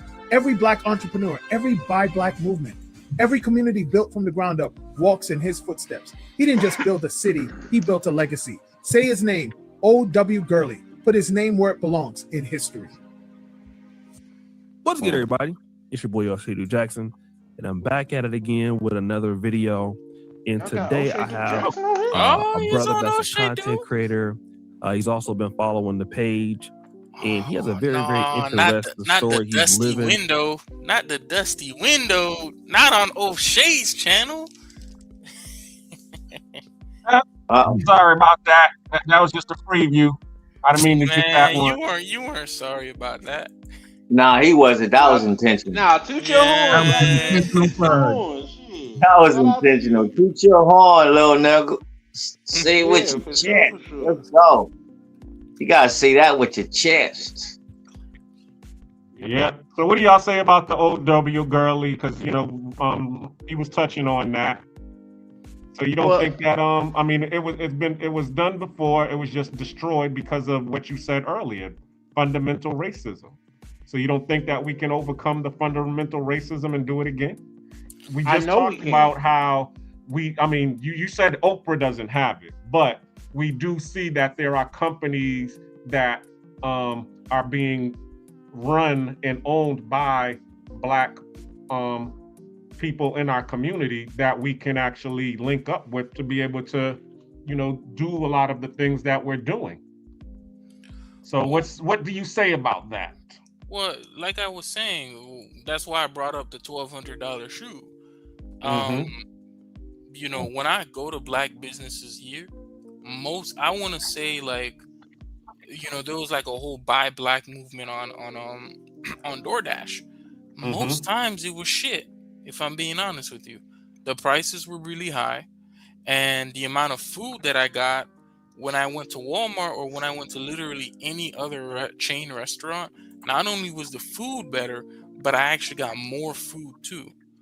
And I know those Black businesses, they weren't necessarily trying to, give me a low quality product, but I understood that this is a small business. Maybe it just started and their margins are razor thin. So in order for them to make money, they need to kind of sell this product to me at this price. And that's the fundamental problem. Yeah, but that's not always the case scenario, bro. It's definitely not. No, that's why I said 75%. What did you have to drink at the other restaurant? I had some iced tea. It was a barbecue spot. Oh, okay, that was the white restaurant. Yeah, like they have smoky bones here, and then I went to this black place, around my neighborhood that sold barbecue. And I mean, I got a fundamental question about the ice. Was it colder over there? What do you mean? Nah, they just gave me a lot more food. Like the food was a lot more. It tasted better. They had the crispy fries. It was just better, man. It was better. I was just giving you shit, but what I will say is this: I have somebody close to me that's been actually got all the best cooking knowledge in the world, but I have to tell them, being a good cook and running a business is fundamentally two different things. Just because you could cook well, don't mean that you could run a successful business. So those things are. So once you start looking at number, if you go to school for any type of business, they teach you how to add in how much sugar you use per cupcake and be able to say how I got 3 cents sugar in there, 2 cents flour, and you break it down to the smallest compound. I'm saying that to say understanding your numbers is a fundamental thing when it comes to business. And unfortunately, a lot of people that don't have financial literacy, they don't understand how fundamental the numbers are. They just think if they sell it at a good price, they'll be winning. And in a lot of cases, that's just not the case. It's not, because you got to base your price on demographics. Exactly. Of annual income, age range, so on and so forth. You know what I'm saying? Before you even set a price, you have to understand what the neighborhood is. Yep. And where you can set your price at. Right. Yeah, but all right. So I don't know if you caught it the live a little bit earlier, Charlie. I was telling them about how we looked into getting a restaurant, right? And this is this is not a nice place. This is like, if you've ever been to South Florida, Miramar, parking lot next door, it's practically a freeway running through it. And they were trying to sell the property for between $800,000 to $1.2 million, right? And then the people that were currently in the building, they were getting paid like $9,300 a month. That's how much you got to pay per month for the rent. So we talked to our realtor, and she came back and she's like, listen, if you want this property, the bank's not just gonna let you come in and just buy this property with 10% down, which would be like almost $100,000. You're going to need at least to put up 50%. So you're gonna need to put up $400,000 to $500,000, and then the bank might match it. And then you need to produce your documents and do all this because they're gonna charge you some serious interest rates, 4 to 6%. So the rent itself, if you were to rent it out 100%, you would be $700 short a month if you decided to just buy the property, not including anything else you got to pay, like renovations and stuff. So that's what I mean. It's like, if you're coming into that and you don't have any capital to absorb that, which most Black people don't, of course the product's going to suffer. Or if the product doesn't suffer, you're going to have to pay a premium for it that you just don't have to pay for a chain or anywhere else where someone has money to kind of absorb those costs, or someone who's been in business for a while. Or like if you hold off and you create as the orders come in, and not go head in first with creating all this product, and you don't even have a lane to sell yet. Why would you do that? Well, because you want to own stuff. You what? It is. You want to own stuff, It's not just me saying it. It was. Yeah, we talked about that. People being addicted to the. You said something about Rick Ross. That's people being addicted to shiny stuff. You don't have to start off on top. You can always, start at the bottom and scale up. That's number one. Or number two, you could have converted the space into a smaller space and did your product, and then rented the other space out to be able to make the rent. You know what I'm saying? So you're getting money from renting it out, and you're also getting money from doing your own business. There are always many different ways of doing it. O2O always talks about house hacking. You can do the same thing in commercial spaces. You can business hack. I know what you mean, but this particular, most properties in South KB, Florida, you're an you can't accountant. necessarily. KB, Go ahead. are you not getting certified as a CPA accountant or whatever, right? Yeah. I'm good. Okay, so what you're thinking of and your mentality was, even with your family, y'all wanted 100% positive cash flow the minute you brought it.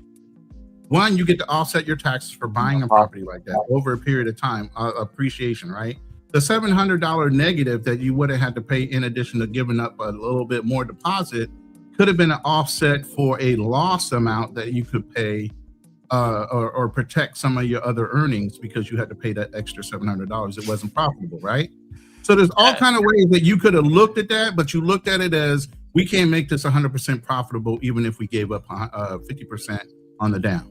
Well, okay, so what I was explaining to her was, I'm like, listen, at most you're gonna get a deduction to offset this. Right. Number two, we don't have the capital in order to be able to just come in and even attempt this purchase. And number three, the interest rates alone would actually make this not feasible. And I think, a lot of Black people, they're in that position where due to the history of America, whatever you want to say, they don't have the capital to participate in these particular businesses.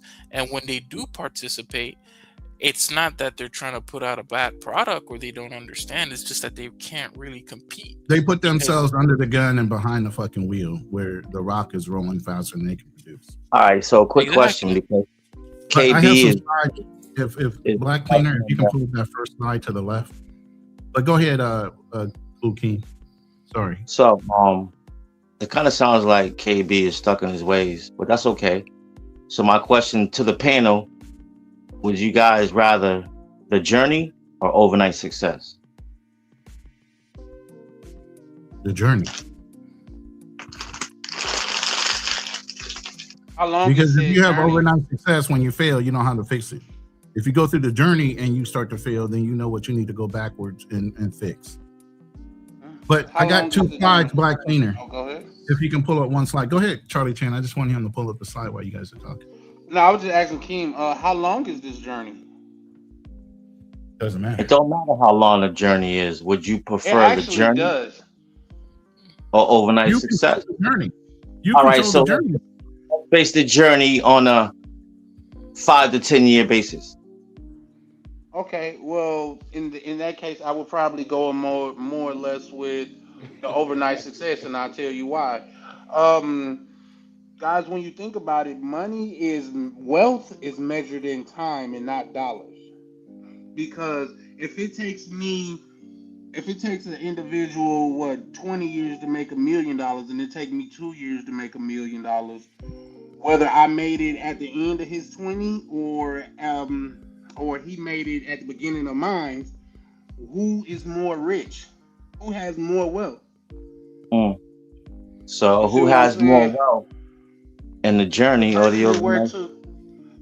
to That's what I'm saying. So I'm looking at wealth as, if we're just talking about just wealth strictly. If you're talking about a journey building person and stuff like that, it's a different conversation. But we're strictly discussing wealth.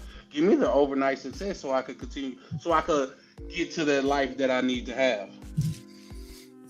Yeah. Yeah, but you won't be able to maintain that life if you had it overnight success because you didn't know how you got it. You lucked up on it. Nah, If you take the that's journey, true let in some me finish cases. my point. Let me finish my point. Right. And I'm with you. If you take the journey, it's like building the foundation. You know what it took for you to build that foundation, to grow it. And then if there's a little kink or some kind of change that you implemented that caused you to lose, you can back up, restructure, or even if you wanted to take and sell that whole business, you can replicate that same base and everything else in a whole nother business line. Why? Because you took the journey. You didn't luck up on it. Facts. You know what I'm saying? Not lucked up on, and you can appreciate okay. overnight. Sometimes the overnight success, you could be a one-hit wonder in that moment. Tag team back again. Checks and effects and let begin. I get what you're saying, but with the only outliers that you're adding is it a 5 to 10 year growth or overnight?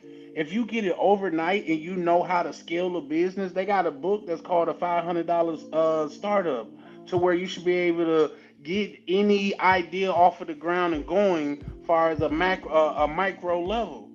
So just because I get a bunch of money overnight don't mean I have to spend it overnight. And if it's a bunch of money, why can't I diversify? I was just talking to somebody the other day to where I asked them what was a lot of money.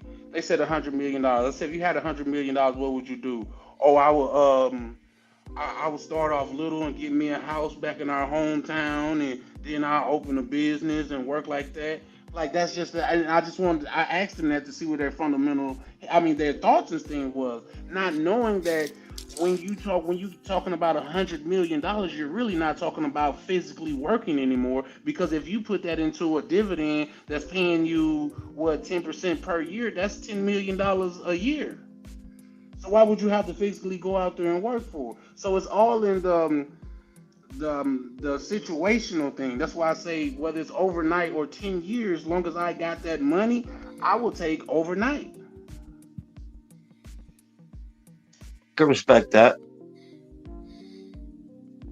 Everybody, and then there are things as Go ahead. overnight, because you said lucky.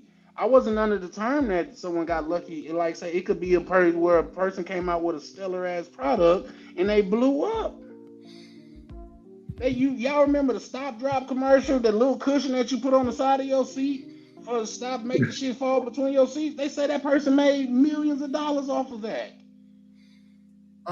Yeah, So that was do I smart. gotta learn how to sew to do that? No, give me the overnight bread.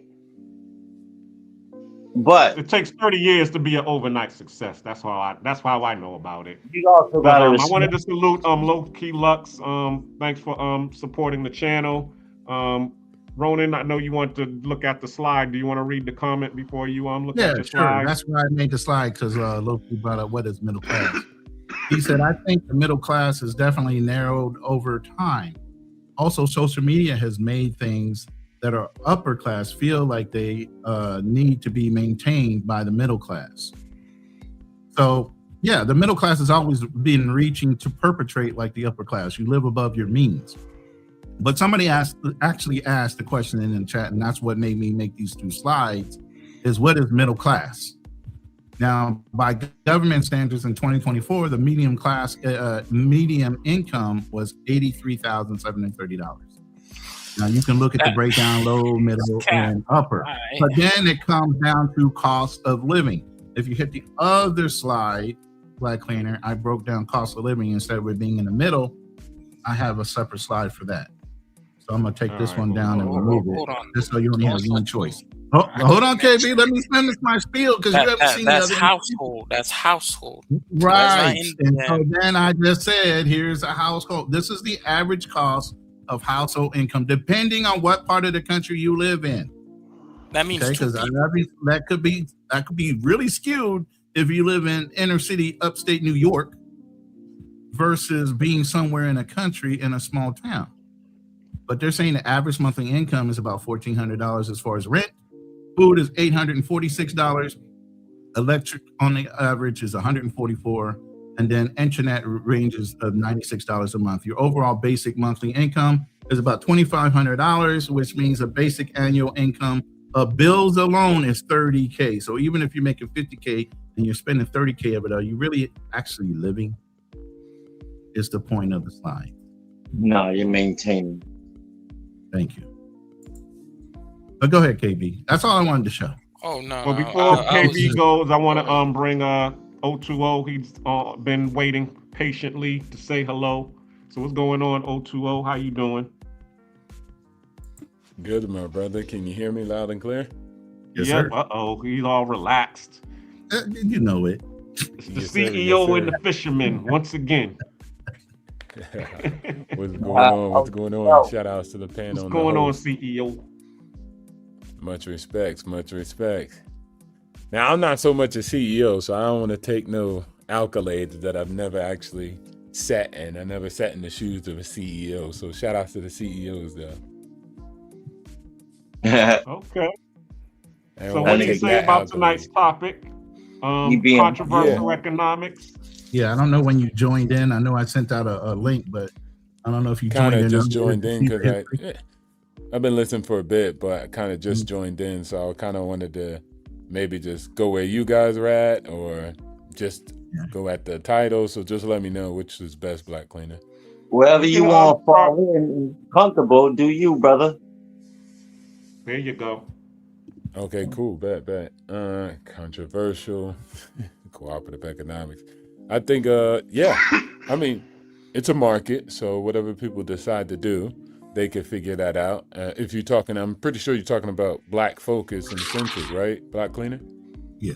Yeah, basically, what happens is anytime Black folks want to get together and cooperate in order to improve their life here in America or abroad, there's always going to be someone to step in and slow down progress or even speak ill of progress. Okay, bet. Yeah. That's no doubt. But I always love to point out, and I know maybe some people don't agree, but I still have to point it out. That's just a human thing. You win, people are going to hate on you. End of story. Chinese are doing better for themselves, so people are going to start to say something about it. They used to clown them, call them cockroaches. You didn't have a Chinaman's chance. That was the actual slogan. Now, they hated them when they were broke and busted and disgusted, and they hated them when they were not. So that's just a constant. So you as the opposing force or the other party need to do what's imperative of your own interests. And you can't look to that to be absolved and not to exist, but look towards building constructive ways of deterring mechanisms, techniques, and propaganda that people use and leverage against you to stop it. So I think that's just something. And then, of course, you're taking food off the plate for them, so they see it as. Might not be appropriate way to see it, but whatever. People do what they do. So I think if you're working through cooperative economics, see that as the part of the game and seek to, put yourself in a powerful position, regardless of how they feel. It still happens. You know, Ronin often talks about a specific group that does that very well. So at the end of the day, get better, stop losing. And then that's the mentality you need to have. If not, then you're going to end up losing. And also too, I would just add on the back end of that, you know, you could do both. You could make yourself seem like a victim, and you could make yourself be the powerful. That's an effective and efficient strategy. You deter all types of approaches people try to stop your business or your growth from. So it's a very effective and efficient strategy. So I would say continue to do what you do if you follow by that, and build up righteously and invest. I always say that too, right? Like, so just invest. Cumulative investing, cumulative economics, cumulative commerce and business. All these things are good. You just got to get yourself together to get it done. And people like Tulsa Fun and stuff like that, you're going to have your failures. All right, you never did it Speaking before. on the Tulsa, I got this video. Let me see what you think about this. Hold on.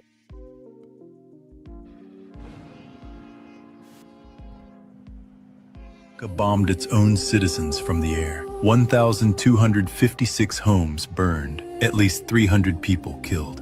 1921, Tulsa, Oklahoma, Greenwood District. Known as Black Wall Street, the wealthiest black neighborhood in America. Black-owned banks, black millionaires, luxury cars. Built by freed slaves and their children who'd become wealthier than their white neighbors. White Tulsa couldn't stand it. May 30th, 1921. Dick Rowland, a 19-year-old black shoe shiner, steps into an elevator with Sarah Page, a white operator. She screams. He'd tripped, grabbed her arm to steady himself, or maybe the elevator lurched. No one knows. But by evening, the story spreading through Tulsa is Black White Woman. A lynch mob forms at the courthouse. Black World War I veterans, men who'd fought for America overseas, arrive, armed. Not today, they say. We're not letting them lynch him. Someone fires a shot. May 31st, 11 p.m. Thousands of white men march into Greenwood, but this isn't a mob. Police, National Guard, city officials. They're deputized by the city, given badges, given weapons. This is a government operation. They torch every building, block by block. Then something unprecedented happens. Private planes take off. They circle over Greenwood and drop fire bombs, turpentine bombs, dynamite. The first aerial bombing of an American city. By dawn, 35 blocks are ash. 1,256 homes destroyed. Every church. 10,000 black people are rounded up and held in camps. Official death toll, 36. The real number? At least 300. Bodies thrown into mass graves, dumped in the Arkansas River. The city deliberately undercounted. Dick Rowland? Charges dropped. Turns out he never assaulted anyone.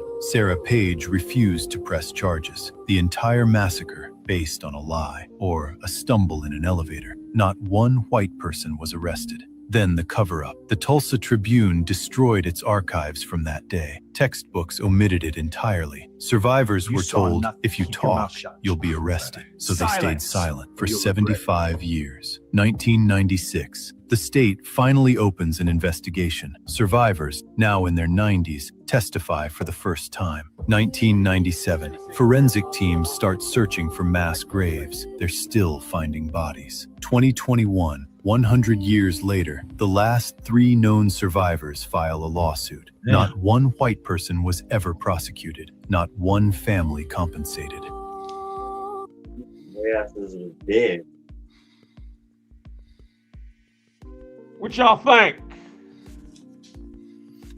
Bro, you can't stop. Any comments, questions, concerns? Which I need to hear something. Yeah, I got a lot of concerns. You want to say? You want to speak on that first, or anybody else want to speak on it? Nigga, that shit made me want to fight. Yeah. The fuck. I mean, sorry about that. I'm eating. The point of that is, knowing your history, you got to try to stop it from happening again. But it also, if you know your history, and a lot of people ask, how come there aren't black communities like that anymore? Why? So history can repeat itself? They'll find an excuse to break it up. Haven't y'all figured that out yet?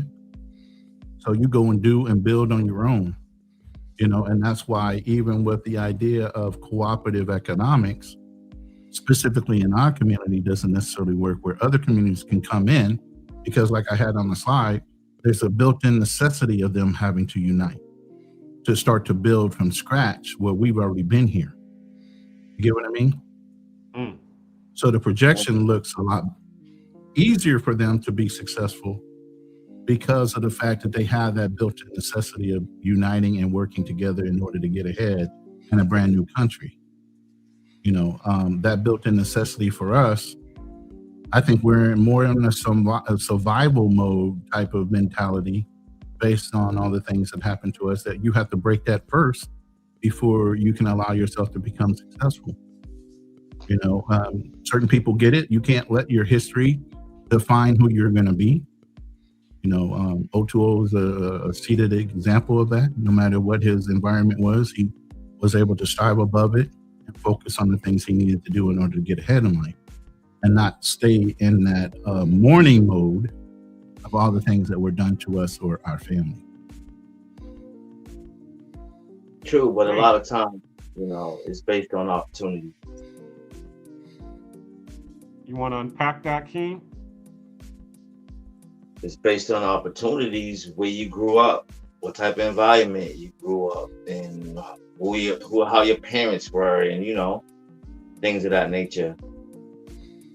A lot of kids in the hood don't have as much opportunities as others. I agree with that, but I don't know if you know O2O's history. My history is the exact opposite.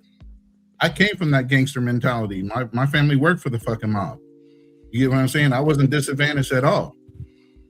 I didn't know what disadvantage was, or even what a ghetto looked like, until my mom was single, working as a nurse, and decided to step back and work and living in a government apartment complex. That's my first exposure to it, and I was already in middle school. You get what I'm saying? I didn't grow up like that, but other people did, and they still got out. True. You allow those things to limit you because you live in that mourner phase, or you arise above it, and you don't let it discount what you are capable of doing outside of what happened to your people in history. Well, that's where I gotta disagree. Well, All right, go ahead. Do you think, KB? I mean, we can understand that history, but I would definitely say, you know, those systems didn't really go away. They faded, but they didn't really go away. You know, I'm not saying that black people, you know, you can't advance and you can't do more, but I really think that if we were to see a country where there's some level, maybe not parity, but you know, there's a demographics of black people actually owning things, it's definitely gonna have to be through government or something like that. I'm not gonna go as far as saying like maybe reparations, but I do think that, you know, government is really the only thing that can come in and kind of tip those scales. And it's not just white people who use government either. You know, when you look at schooling, for example, the Appalachian Fund that they set up specifically for white people in the Midwest, or, you know, the housing programs that they had where they would specifically exclude black people. You know, a lot of little things like that. So I do think black people, you know, they would do well to kind of get that on their side too, because you're not gonna beat it out capital to capital, in my opinion. I agree, because I put up a slide to prove that. Remember the one, if we were unabated, where would we rank in the United States economy? Did you see that slide, KB? Hold on. I don't think I saw it. I was looking at something else. I'm gonna pull it back up again for you. But go ahead, O2O. Okay. I'm pulling that up. Okay, yeah. Again, what I'm about to say is my perspective, and that's all I care about. And at the end of the day, that's what I use to move forward. As far as the video that was showed, that's life. I just learned from it that some men stood brave, stood tall. Shout outs to them. They said not on their watch, and it happened on their watch. But that's what happened. You lose battles, and you lived, and then hopefully the next person, you know, if they want to, they're not going to lose that battle. I'm not going to lose that battle. And if I do, then I do. And it is what it is. I'm not dying. I'm not crying. I'm not a bitch. I went down as I was supposed to go down. That's life. I had a good life. I'm out of here. but that's all countries. So I'm not complaining. Hey, that I'm not slide is crying. loaded for you, Black Cleaner, if you want to pull it out while O2O is talking, because that will probably help him and show him exactly. And again, the O2O, just like when he said it, it's called obstacles of opportunity. I take a different approach. That's why I got different results in my life. I say that the obstacles that I've been through made me the man I am today, and it made me the killer I am today. I'm better than anybody else from a 2-parent household family. I'm better than anybody else who had everything gave it to them, spoon-fed. Shit, 70% of wealth, it's failed, even if it's handed down. Then 90% of it fails in the third generation. So actually, wealth is not inherited. It really doesn't matter who your parents are. It matters where your drive is. Drive results in everything, regardless.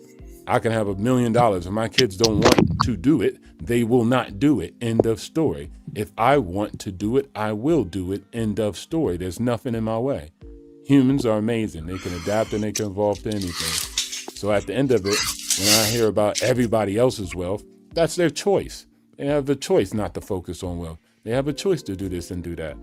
I was raised in the same thing, but people told me stories like that all the time. Yeah, because you ain't got this, you ain't gonna go nowhere. And guess what? They were wrong. They went nowhere. They were projecting. I went somewhere. And so that's the message that I put to any young Black man that's listening to me. Y'all could push y'all message. I don't care. It's your message to push. My message is to push. You can change your life. Well, I don't know. Okay, well, look at my results. Well, that's only you. Yep, I got it. And you could follow it too. And shout outs to the Chinese man. I listen to them because they prove that the white man's not Thanos. Shout outs to America. I still love my America and I still love my white brothers. But at the end of the day, they not Thanos. They not God. But every time I heard a Black man open up his mouth, he spoke to him like as if they were Thanos. I'm not listening to y'all no more. And shout outs to you. You can say whatever you want. I don't agree. I'll keep it pushing. Build what I got to build. And one day, young brother's going to look up and say, I want to be that Superman. I want to talk like that. I want to walk like that. I want to move like that. I want to get results like that. And then they're going to rock with me. That's my tribe. Let's get it. Let's run it up. Let's go to war. The other people who don't, cool. Do you. Get your results. I ain't trying to stop you. Quick question. Are you Black Lives Matter or All Lives Matter? All lives matter all day, every day. Oh, no. All lives depending on the character, too. Let me add that on there. Shout outs to Martin Luther King. Content of the character. All right. Before we proceed, I want to go into the comments. Shout out to Mr. Felipe. He's saying that we're getting off into the weeds. We lost the circular economy soil that helped previous generations economically thrive. Correct. And I wish you would have been able to see those slides earlier, Felipe, because I talked about that circle that caused us to thrive. But even to your point, this infographic on the third stack, a shift. Had we been unabated, Black Wall Street never was affected, and all these other places were never affected as far as our own communities. Do you see the extreme stack as the history of or the lineage starts to go on? So, the ranking, we would still be third. Okay, income rank, we go from fourth now to what it would have been second to third unabated. The wealth rank would have increased to second and third because we would have had what? Ownership basis. So it went from lower to stronger. Intergenerational transfer of wealth, which is thin back then or now, it would have been a lot deeper had those things never happened to us historically. And then local businesses or density thinner now, it would have been a lot denser. We would have kept our Black dollars in our Black communities that were already developed, and those would have been structured even more. And we might have been able to control not only just the city government, but it could have advanced into state and federal level influences. So those things historically have stopped us on a hypothetical scale. If you look at it, and this is computer, has nothing to do with me, in my opinion. They looked at, if we were unabated, where would we stack up on a national ranking as far as our people in our community? But and since you got a lot of people that have push towards separating us, whether it be by skin tone and melanation, light skin versus dark skin, whether it be women versus men and black women wanting to be strong, independent women versus wanting to be in the black nuclear family and talking all kind of head to black men. They've done so many things to destroy us over these generations. To try to get back to this hypothetical stack is what we're talking about right now. The government or black women? I said the government, FBI, okay. see, you know, that all started with J. Edgar Hoover. Alphabet agencies. Yeah. Yep. So that systematically is what it caused us to come off the rails, where had we stayed on pace without any kind of issues when it comes to the government trying to break up our successes, that's where we would have stacked, hypothetically. Now, but it hasn't happened. We're in that other current status range right now. And that's, you can use that as an excuse, like O2O said, or you can take that as motivation to say, I'm going to break that fucking cycle with my generation moving forward. I'm going to break that cycle with my mentality moving forward. I'm not going to allow those excuses to continue to exist in my fucking reality. That's where you have to get the mind shift change. Yes, these are reasons in our history why we are where we are. But are those the reasons that are going to stop us from moving forward? Or those the reasons that are going to fucking influence and hype you up to break that from this day forward and the things that you do to motivate you? And I'll land my plane there. Oh. And I want to add, I'm not going to say excuses. I'm not saying that. That's what you want to think. That's what you think. Cool. That's your purpose, drive. That's what you use your intellect on. Cool. I'm not saying it's even an excuse. That's your mindset. Not you, anybody on the stage, just whoever, right? Cool. I don't even want to call it an excuse and this and that. Nah, I just got a different way of thinking, different results. That's just what it's going to be. And then I'm going to promote that. You going to promote what you want? I ain't got nothing against it. No friendly fire. I'm not Malcolm X versus Martin Luther King in here.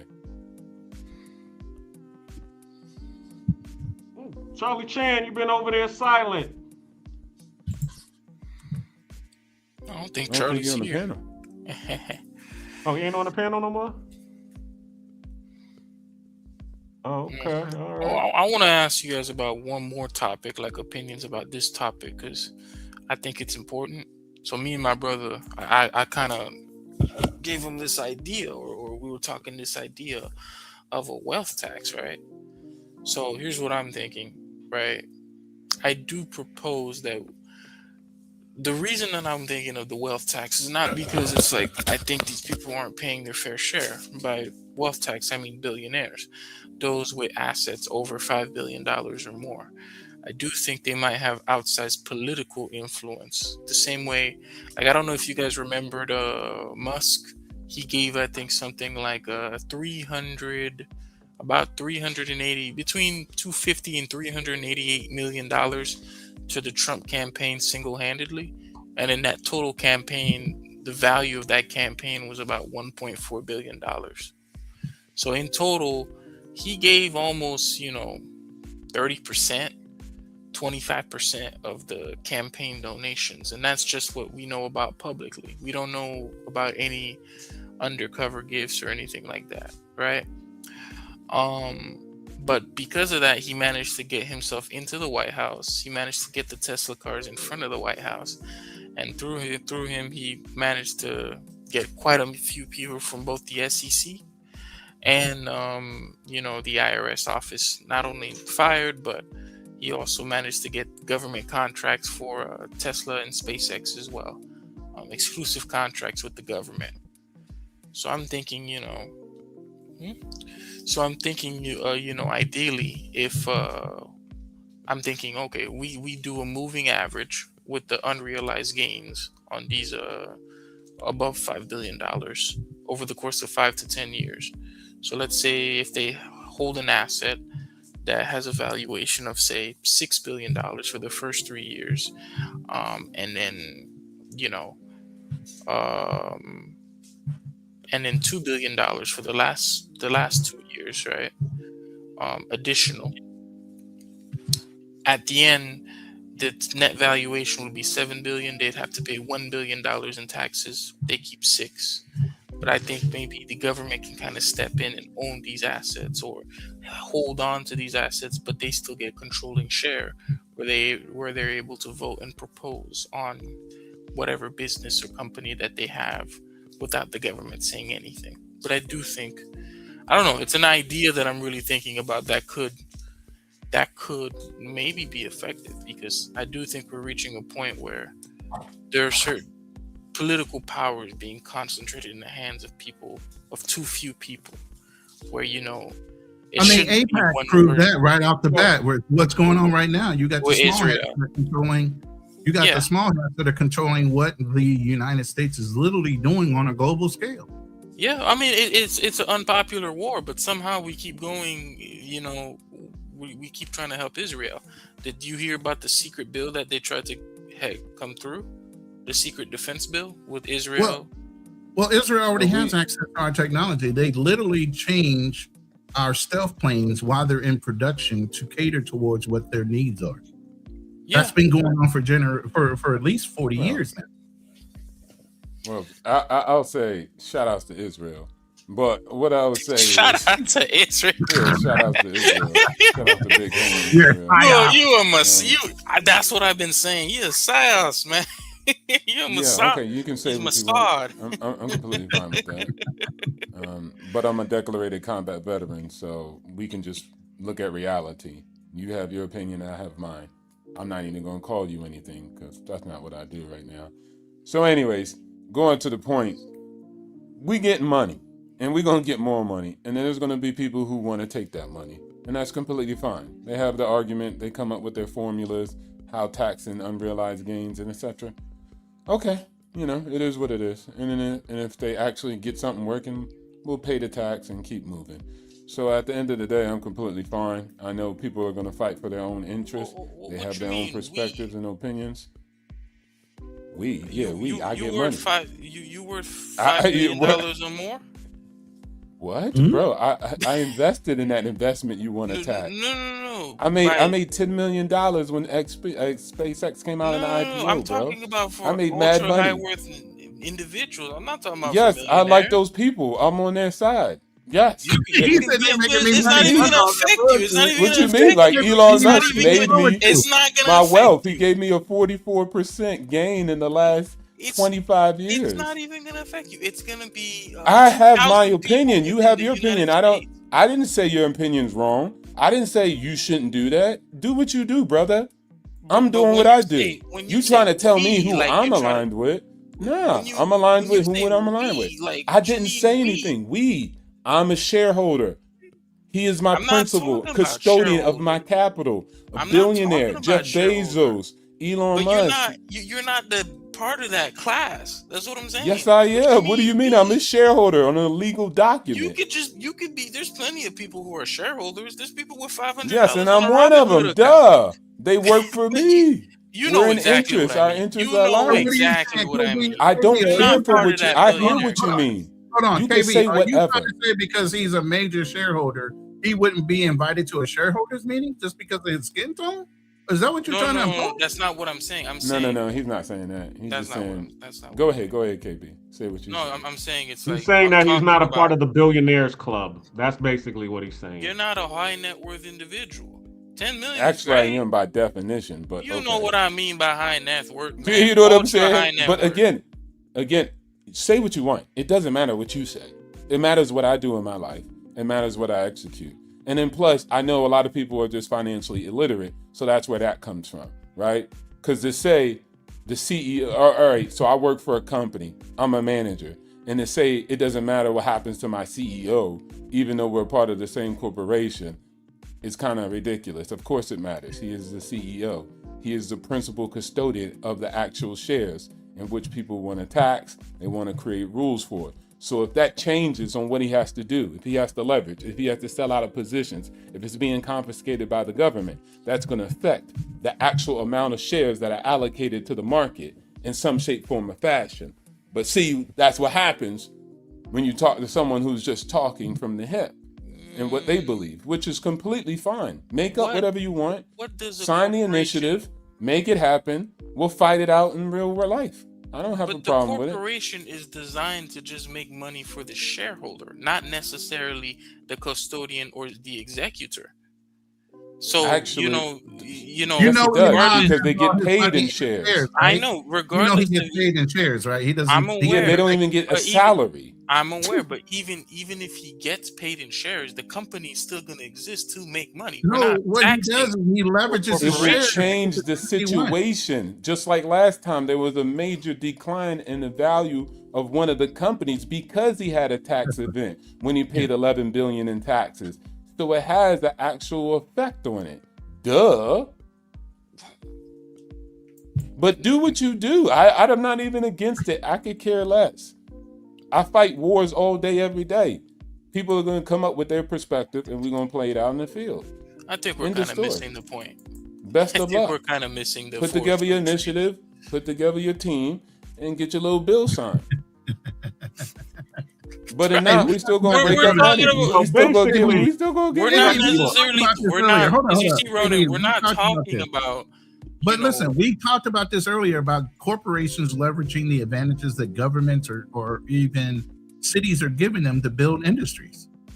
We talked about this with China and why Nike might have chose to build over in China for their manufacturing plant, right? Because they're leveraging what? The benefits of labor, low cost of labor, and any kind of taxation benefits they would have for setting up their corporate. Why are you getting mad at corporations for utilizing advantages governments are giving? No, I'm not mad at the corporations.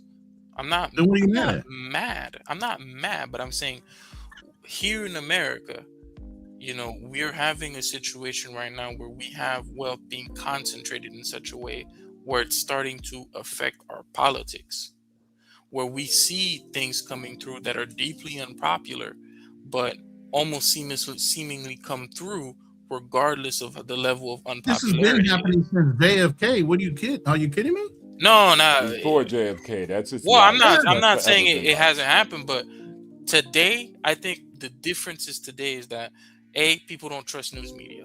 People don't trust the Who institution. started that? Who started that?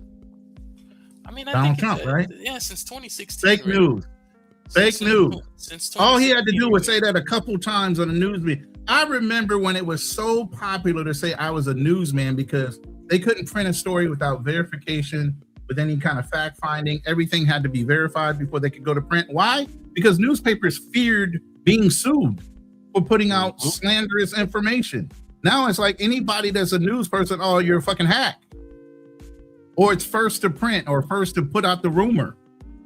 It's changed a lot. Well, and also too, Ronan, I will also add, when you look at the European model and even China, for example, I think they have more of a control of what's happening than I think the United States. They don't give you internet access.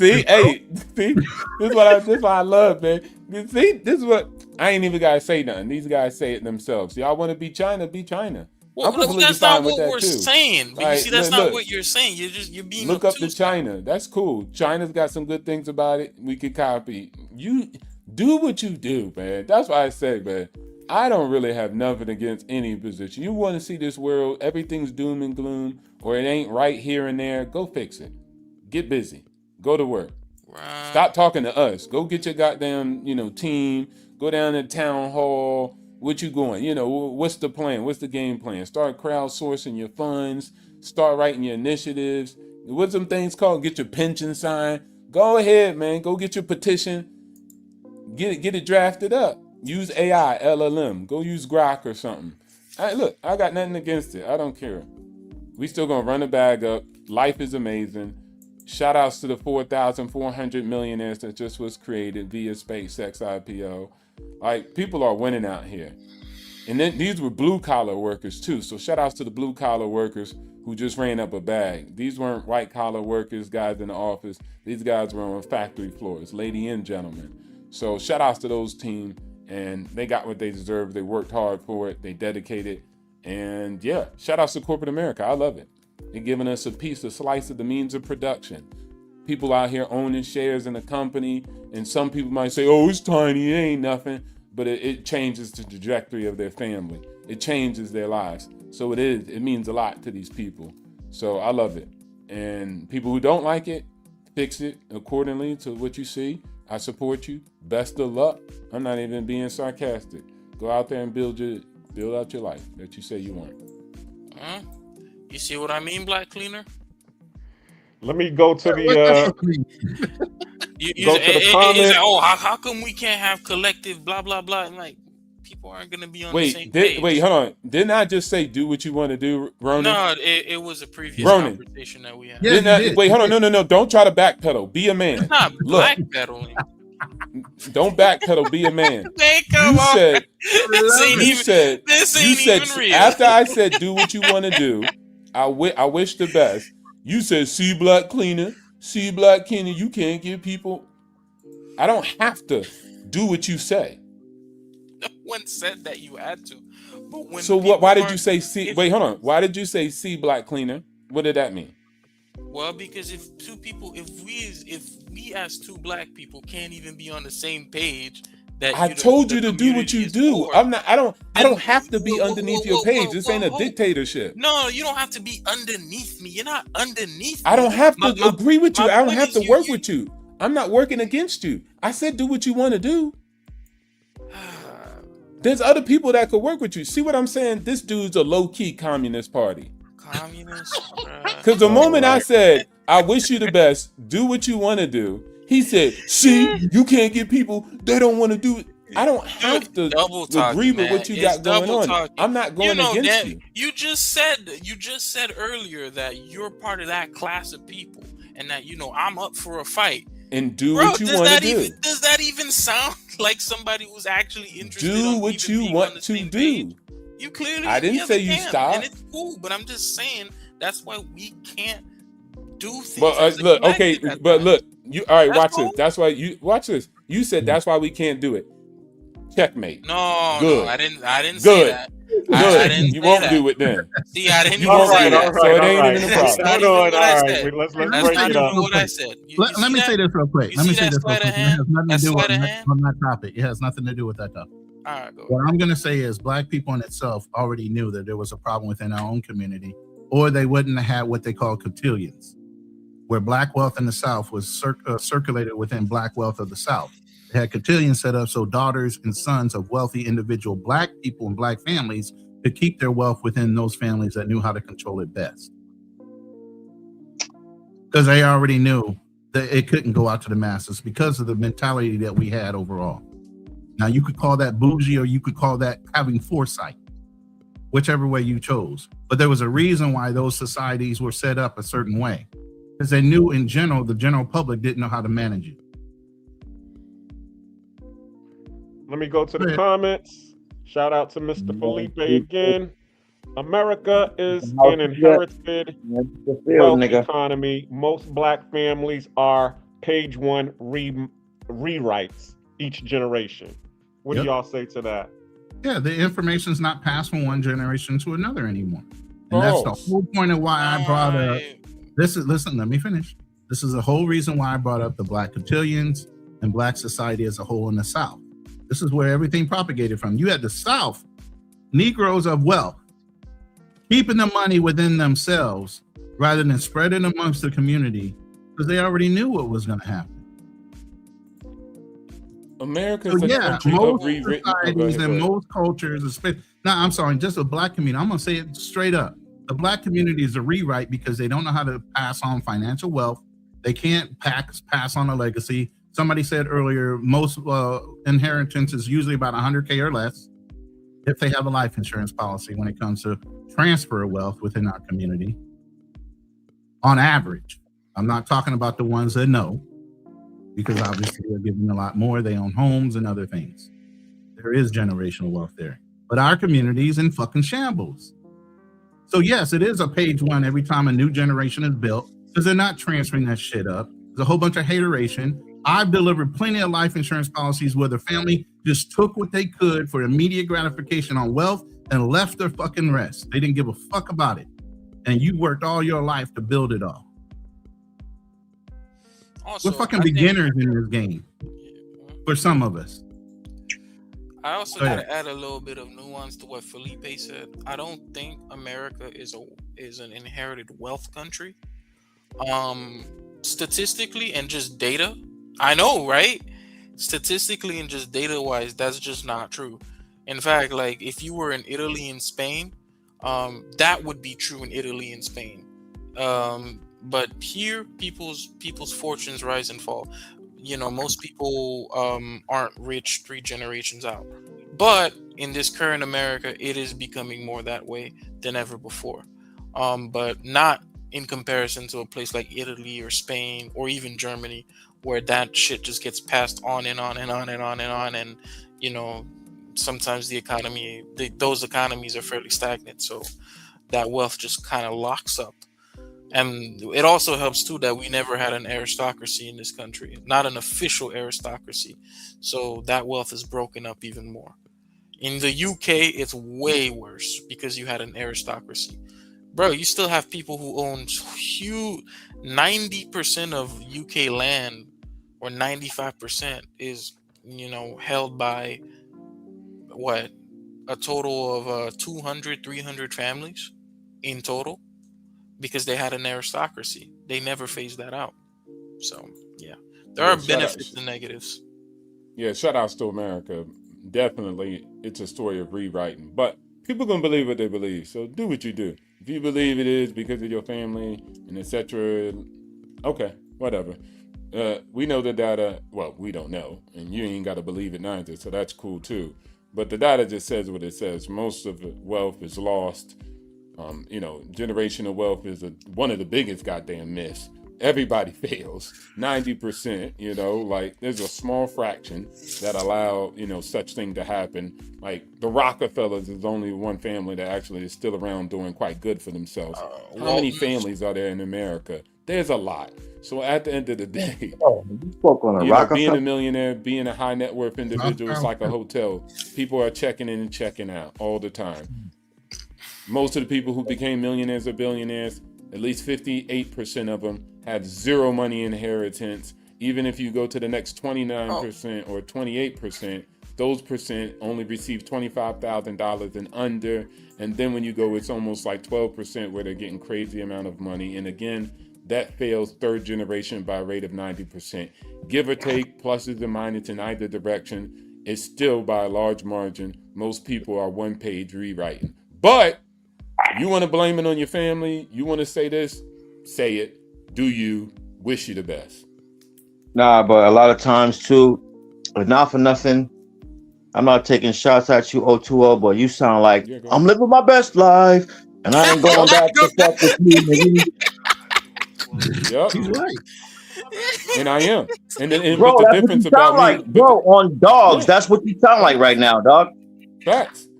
And that's what it is. So shout outs to that. But I'm still here as a multi-millionaire talking to black people and providing information. I still got real black people in my life that I changed their life by giving them this information every day. And that's what I do. And then I quantify that by I'm living my best life.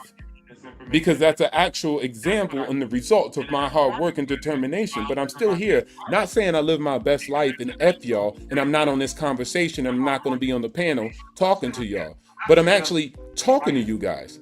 I'm putting down the keys to the Lamborghini or the Porsche 911 and having a conversation. Come on, bro.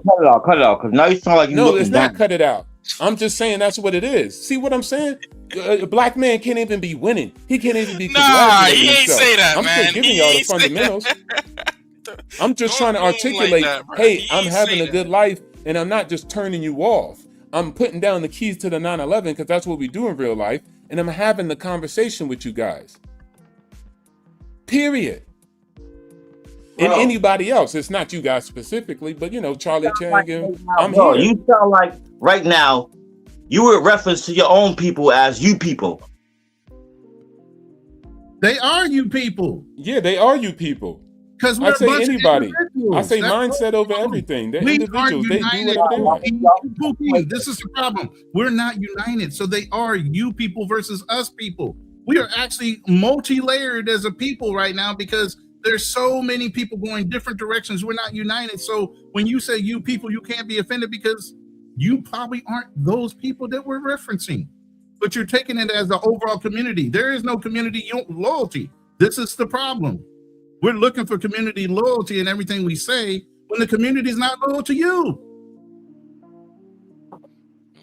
Hey, Ronin, I didn't even say. Oh, go ahead, cool. But I'm putting it that way. It is a you people. Yeah. Everybody is not me. Everybody is not you. Everybody doesn't have the same direction of drive that we're pushing towards to try to bring people back around. And as you can see, it's like herding cats. You can't get all of them to go the same fucking direction at any one given time. There you go. Me and O2O, we always come to head at this. It's not because we don't disagree. It's because it's just like I said before, it's like Magneto versus Professor X. You know, O2O being Magneto. He's saying, "Hey, I'm over here. I'm winning. I learned the game. I mastered the game. You can master the game too if you just do and listen to the game that I'm putting down." Just like he said, I've learned what I needed to do. I went to the military. I did everything. I'm investing in the right areas. You can do the same thing too. Instead of trying to beat them, because that's really what it is when it comes to me. I'm over here and I see the fundamental racism that goes on in America. I see all of the colorism that goes on abroad. I see all of the things and I say, okay, I believe that my people or we can actually beat this system if we start to work together. That's what I generally do. Like, when we've been on this channel, have I ever told you don't do that? Stop doing it? No, and that's why I like you being on the channel, because you're showing the opposite end of the spectrum. Because as I think we said it before, I said you saying, okay, do it this way, okay, and this is how I'm winning, and I'm saying, okay, I see that, because what you're really saying is bootstrapism. Pull yourself by your own bootstrap, you'll be able to do it. I agree with the whole pull yourself up by your bootstraps. So I will never, say. He even takes it a step further, Black Cleaner, because he's trying to show people how to do it, and they fucking turn around and don't fucking want to listen. So not only is he saying pull yourself up, but here's the way to do it, and they still like fuck you. The reason that they're not agreeing with it is not the whole bootstrap part of it. It's the whole tone. No, it's not even the tone. Y'all offended? No, it's not the tone. No one's offended. It's not the tone. What he's saying is America's winning right now. You just need to get down with America. And we're over here like, we black folks, America is against us. Okay, well, you can keep believing that if you want to, but that's what's keeping you losing. So, to me, hold on, Black Leader. I didn't say. Listen. If America's against you, okay, cool. That's what you're saying. Okay, cool. Who's on you? Wakanda? Who's on you? Ghana? Who got your back? Nigeria? Who got your back? Now, if you say, hey, we got our own back. Okay, cool. All right, so you got your own back. Do you still need to? Are y'all not going to do capitalism? You're not going to invest? You're not going to do entrepreneurship? Because if you are, what I'm saying is still applicable. Some parts of it and components. You ain't got to be dripped in the red, white, and blue. But I love America. I didn't say you have to. So at the end of the day, I'm not against what you say. I wouldn't be one of them brothers mad at Martin Luther King and mad at Malcolm X. I would have said, hey, chill out. Both are necessary. I understand that you still have aspects of race. Bro, there was Indians out there in Texas doing good. They don't have no crime. They're not hurting anybody. But white people just jealous. So they just mad at him. Oliver was doing the reporting, and he was blaming Indians, and they were showing him the paperwork, showing him that they're not doing anything illegal. And he was like, you got a new microwave. You still bad. I'm like, what? You just blaming them off of anything. That's how people are. I know people are like that. Mm-hmm. So at the end of the day, I get those components you say, right? Yeah. But the game I'm still laying down on house hacking, the game I'm still laying down on buying stocks, it's still applicable. You could chew gum and walk at the same time. You don't have to be dripped in the red, white, and blue like I am. You get what I'm saying? But I'm not against you for being dripped in the red, green, and black. Mm-hmm. I'm not trying to stop you from doing that. Put down that damn shit, motherfucker. I ain't got no battle with that. I ain't got no qualms with that. Do that. I'm just saying these are these other components that you have not mastered. And if you say I don't want that in my new element of the green, the green, red, and black, then that's you. You got your thing going on. I ain't gonna hate on that neither. Go ahead, cool, or whoever. Nah, I'm just listening, bro. But I never was against you, Black Cleaner. You admitted that too, right? But we agree on that. Yeah. So as I that's said. what people don't get. They think I'm going to be against them. I'm not. Everybody's going to think different. I would have been the brother trying to get Malcolm X and Martin Luther King together. That would have been me in that time. But I'm here in this time. And so the only thing I have to say is, okay, if that's what you believe, that's what you think, that's what you know. I love the energy. A lot of people just sitting on their hands. There's not a lot of us that want to take an active role. And it's nothing against the rest of the people. They got duties, they busy. They ain't got no damn 4 hours to be talking on no YouTube. They out there doing stuff and making things shake. So the ones that decide to actually spend the time, I'm not going to shoot you down because I don't agree with your idea. Nobody made me King Negro. I ain't got all the ideas for all black people to get us out. I just got one small component, and it's definitely in investing, and it's definitely in business and commerce. I know that for sure. And then we can edit it, Gene Christ it, whatever y'all want to do, MRA it, but net, it could play a part or not. That's your decision. Yeah, those are the things we talk about on this thing. Those are the type of things we talk about up here. But I don't have to agree with I hate America in order for us to rock. I'm not going to stab you in the back. They not asking me to get the knife and, Julius Caesar, and I won't. That just is what it is. God damn, bro. How do we always get back to people hating America? Does anybody ever say, wake up in the mornings like, fuck, I hate America? Yes, I know plenty of people that do it. Yeah, they burn flags. Ronin, you saying something? Especially now. Because of what America represents in the world. I mean, if you going and kidnapping presidents and assassinating, sheiks and shahs during Ramadan. Maybe they have a reason to hate America. All right. Yeah, but I think again, travel. We be around travel spaces. If you guys travel, y'all don't know shit for the most part. Like people really hate China. People really hate Japan. They got real beefs, but y'all don't know nothing like that. All y'all know is America, America, America, America. Like everybody got real beef. Half of them people would rather be with America than they would with China. You don't know the stories. You don't know what Japan did to these Chinese people. You don't know what these Chinese people did to actual Japanese people. You really don't ever know. No, I'm not you specifically, Cleaner. Yeah. But most people who have that, like, America does this. Like, bro, you just don't know. Like, there's atrocities really from the Middle East. Bad ones, my guy. You guys don't even know that. Y'all love talking about slavery, but y'all don't know nothing about the Saharan slave trade. Still going on. What? And still going on heavy, Ronin. Heavy. Buying and selling Africans in broad daylight. Nobody's seeing that shit. It was in the UN. They was trying to show it. Yeah, Muammar Gaddafi. That assassination lit a fire under that belt during that time in Libya. I mean, he going on like wildfire. Do they give a shit about the discrimination that happened to black ears? No, they keep their shit separate. We keep our shit separate. That's all. But the key thing is, as Martin Luther King said, a threat to justice anywhere is a threat to injustice everywhere. So the key thing is, we do need to get ourselves together, because charity starts at home. And then once you're able to, improve yourself, then you should be, then it's your responsibility to be able to start to improve things in justice every place else a little at a time. Because if everybody did that, then we would be able to clean ourselves up overnight. That's the other cheek shit that he talks about. Nah, we're not doing that. Did say turn the other cheek? Did I say forgive?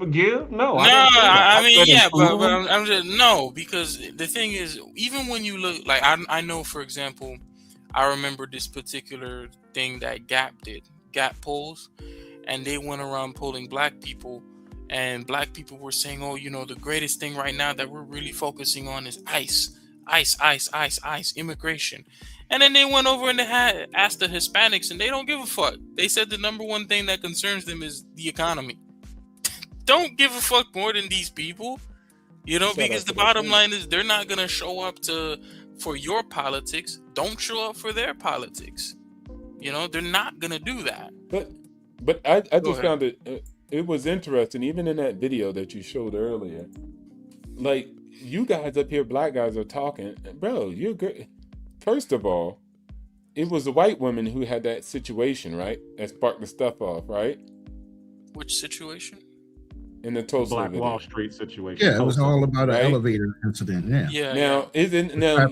Correct me if I'm wrong. Isn't your women in lockstep mission with other women of different races and groups?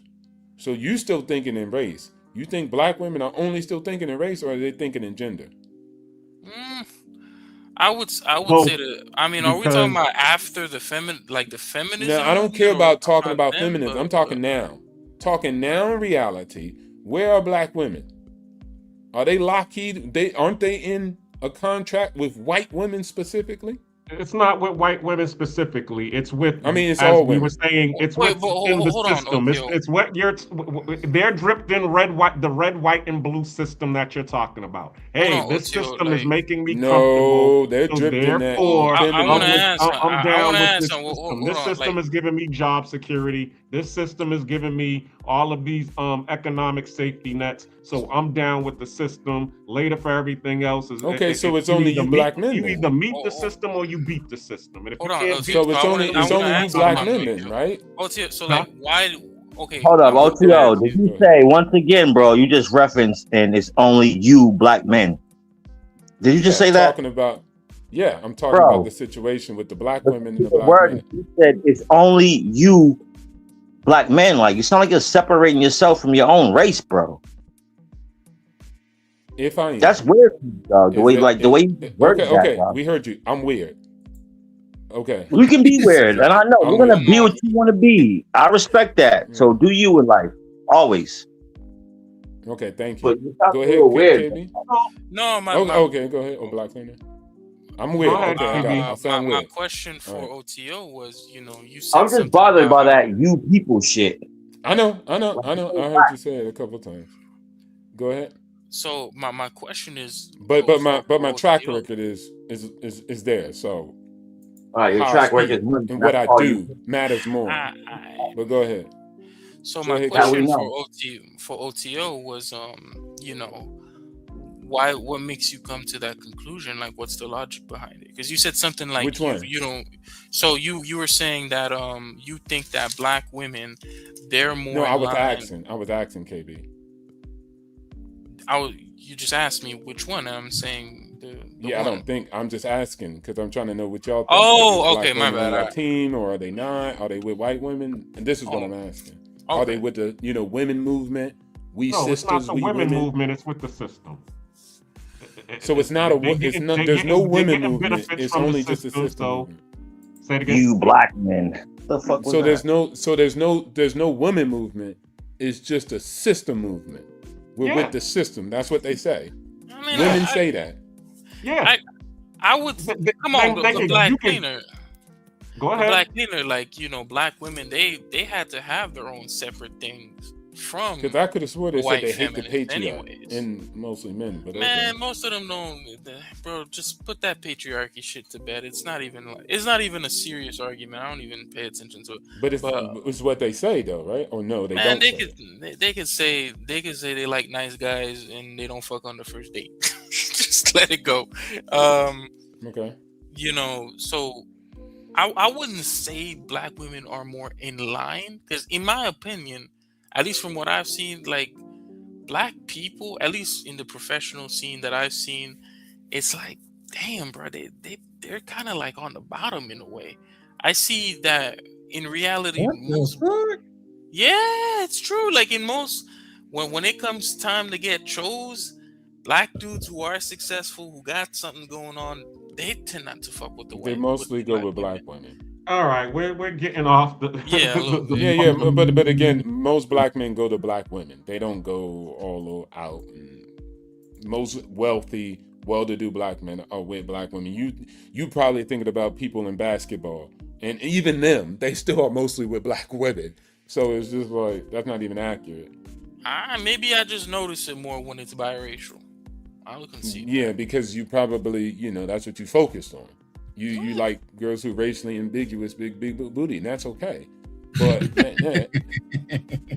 you just projected. That's all that is. Most black men are with black women. Black women are mostly with I black love the women. low key shadiness. They're like one of the comments, groups bro. that love to stay together. You guys are Black killing me with the people low are end. really like, I can't all I do that. date is black. So All right, we're getting into they the got that final aligned. hour. I'm actually gonna close this out because if it goes above this, then I won't be able to clip it the way that I want to be able to clip it. So with that being said, booty clapping sounds. Do we have any final words from the panel? I appreciate you all coming. This was definitely a great topic. There was a lot of information that comes out of this. And yeah, I appreciate everyone's input, information that was contributed to this topic of controversial cooperative economics. And we had many people from different points of view. So, and all of them are respected. So this will be your final chance to say a few words before I close this thing out. I'm gonna start yo. at the top. I still fuck with you, bro. I do like when you're on the panel because you're an educated brother. And I love it. And I love to see it. I love to hear it. So don't think I was, it's all in good fun. Sometimes you gotta create the controversy. Cool. You know what I'm saying? Get it cooking sometimes. Cool. You would have kicked me. You would have kicked me off because you was mad. So it's cool. Nah, I wouldn't have kicked you out, dog.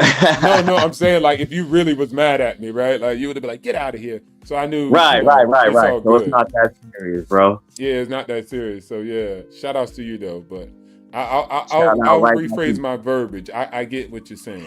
No, I won't say it. You people, motherfuckers.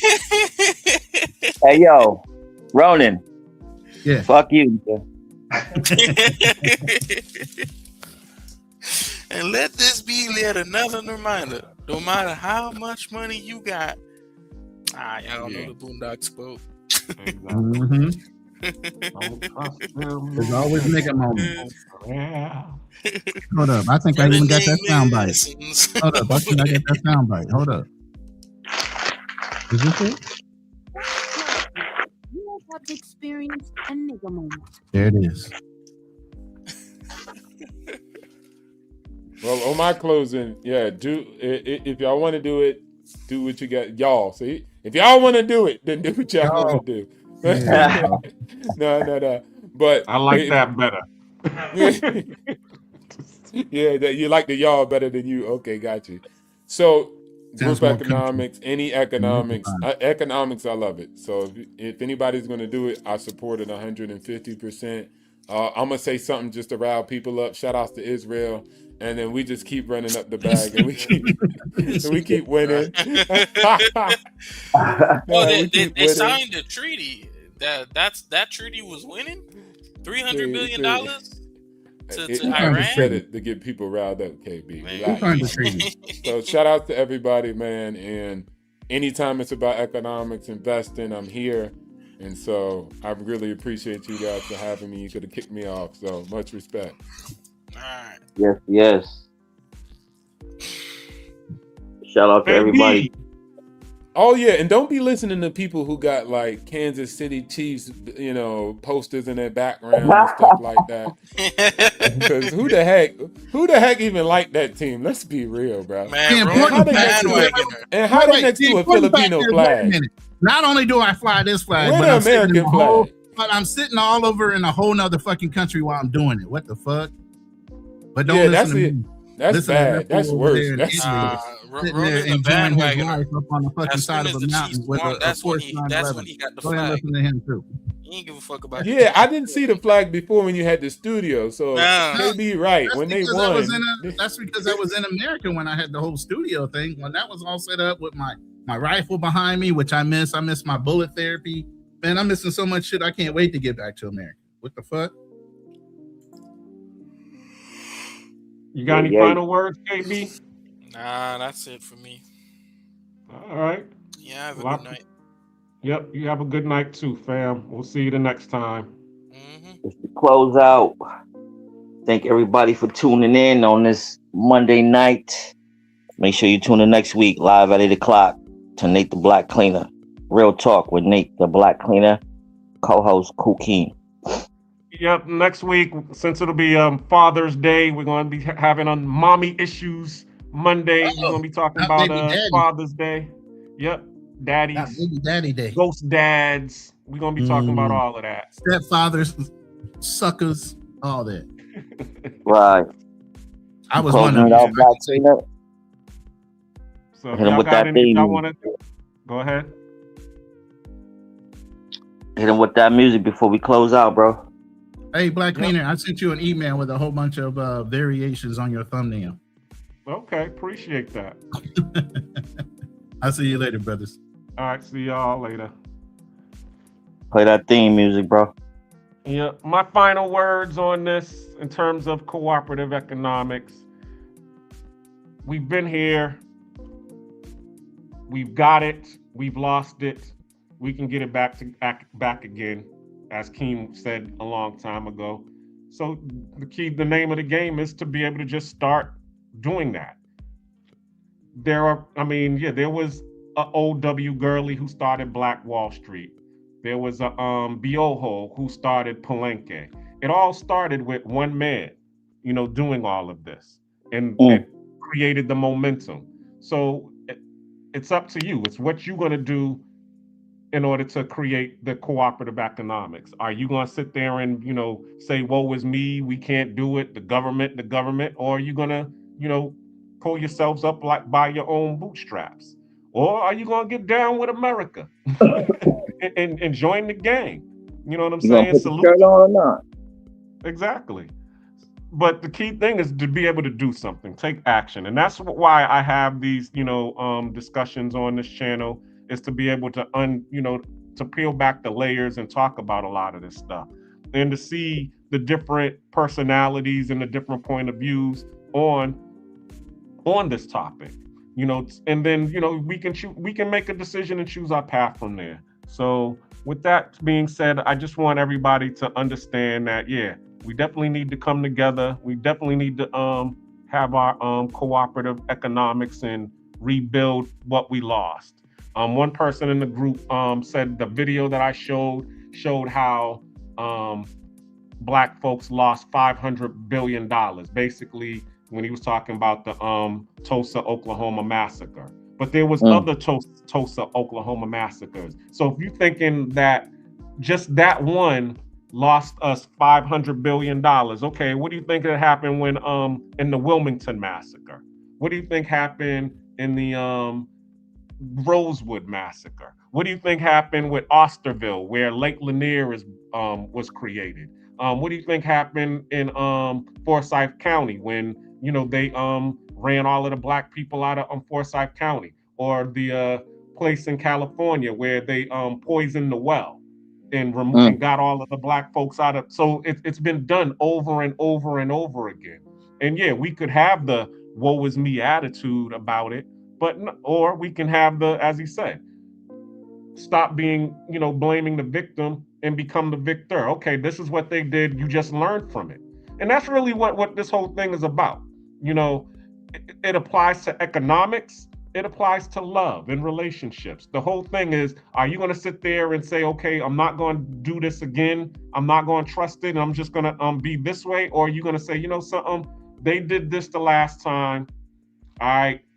I learned from that. They ain't gonna get me with the banana in the tailpipe again. They're gonna have to come, they're gonna have to come different. Right. And keep it moving. Me, I vote for, I'm not gonna fall for the banana in the tailpipe anymore. They're gonna have to come different, but I'm gonna still keep coming at them. I'm gonna still keep coming until I succeed. And with that, I land. I appreciate you all vibing with me. And also, two, I wanted to say this. I had probably about 20 people watching, You know what I'm saying? And I appreciate you all watching the positive content that I'm putting out here. And that's what I'm going to continue to do. I do not want to turn this thing into a Jerry Springer situation, because that's not what I'm about. You know, if I got to turn it into a Jerry Springer situation just to be able to get more views and get more ratings, then guess what? I'm just going to rock with the 5 people, the 2 people, the 16 people who decide to watch me, and we just going to keep it there. You know what I'm saying? So, but to those who decided to rock with me, I appreciate you all, and I'll see you all next Monday, same time, same channel. Peace. Peace. Members that we love, that we've lost them, because I like to keep this tradition going. So this is a toast to family. To family. The Black Cleaner. Nate's Odyssey. Traveling while black. Real stories. No filters. Follow the journey. Across the world we've roam. Searching for peace while trying to build a home. Through the love and the loss, through the pressure and growth. The Black Cleaner speaking truths most people never told. Follow the journey. No filters, no pretending. Follow the journey. Real stories, never ending. From Panama nights to Cartagena views. Trying to understand life from a different point of view. Conversations get deep when the camera's cut on. Talking purpose, pain, and trying to stay strong. Traveling while black in a world full of judgment. Trying to find freedom while escaping the dysfunction. Some people chasing money, some searching for healing. Others just trying to understand what they really feeling. Nate's Odyssey, every episode authentic. Talking real life lessons, people scared to mention. Relationships changing, friendships fading slow. Trying to find your purpose while still learning to grow. Follow the journey. Across the world we roam. Searching for peace while trying to build a home. Through the love and the loss, through the pressure and growth. The Black Cleaner speaking truths most people never told. Follow the journey. No filters, no pretending. No, follow the journey. Real stories, never ending. Messy love Mondays and them late night talks. Money mindset streams while we question our thoughts. Building abroad but discovering yourself. Learning real freedom ain't just wealth. Black fatigue conversations hit different at night. Trying to carry pressure while still chasing the light. Every live stream feel like therapy sessions. Helping people navigate pain and direction. No fake flexing, just honest reflections. Travel stories mixed with life confessions. The beauty and struggle of the global economy. Trying to elevate beyond survival mentally. If you ever felt lost, if you ever needed change, if you ever question life, this journey might feel the same. Follow the journey. Across the world we roam. Searching for peace while trying to build a home. Trying to build through the love and the loss, through the pressure and growth. The Black Cleaner speaking truths most people never told. Follow the journey. No filters, no pretending. Follow the journey. Real stories, never ending. Travel, culture, relationships, reinvention. The Black Cleaner. Follow the journey.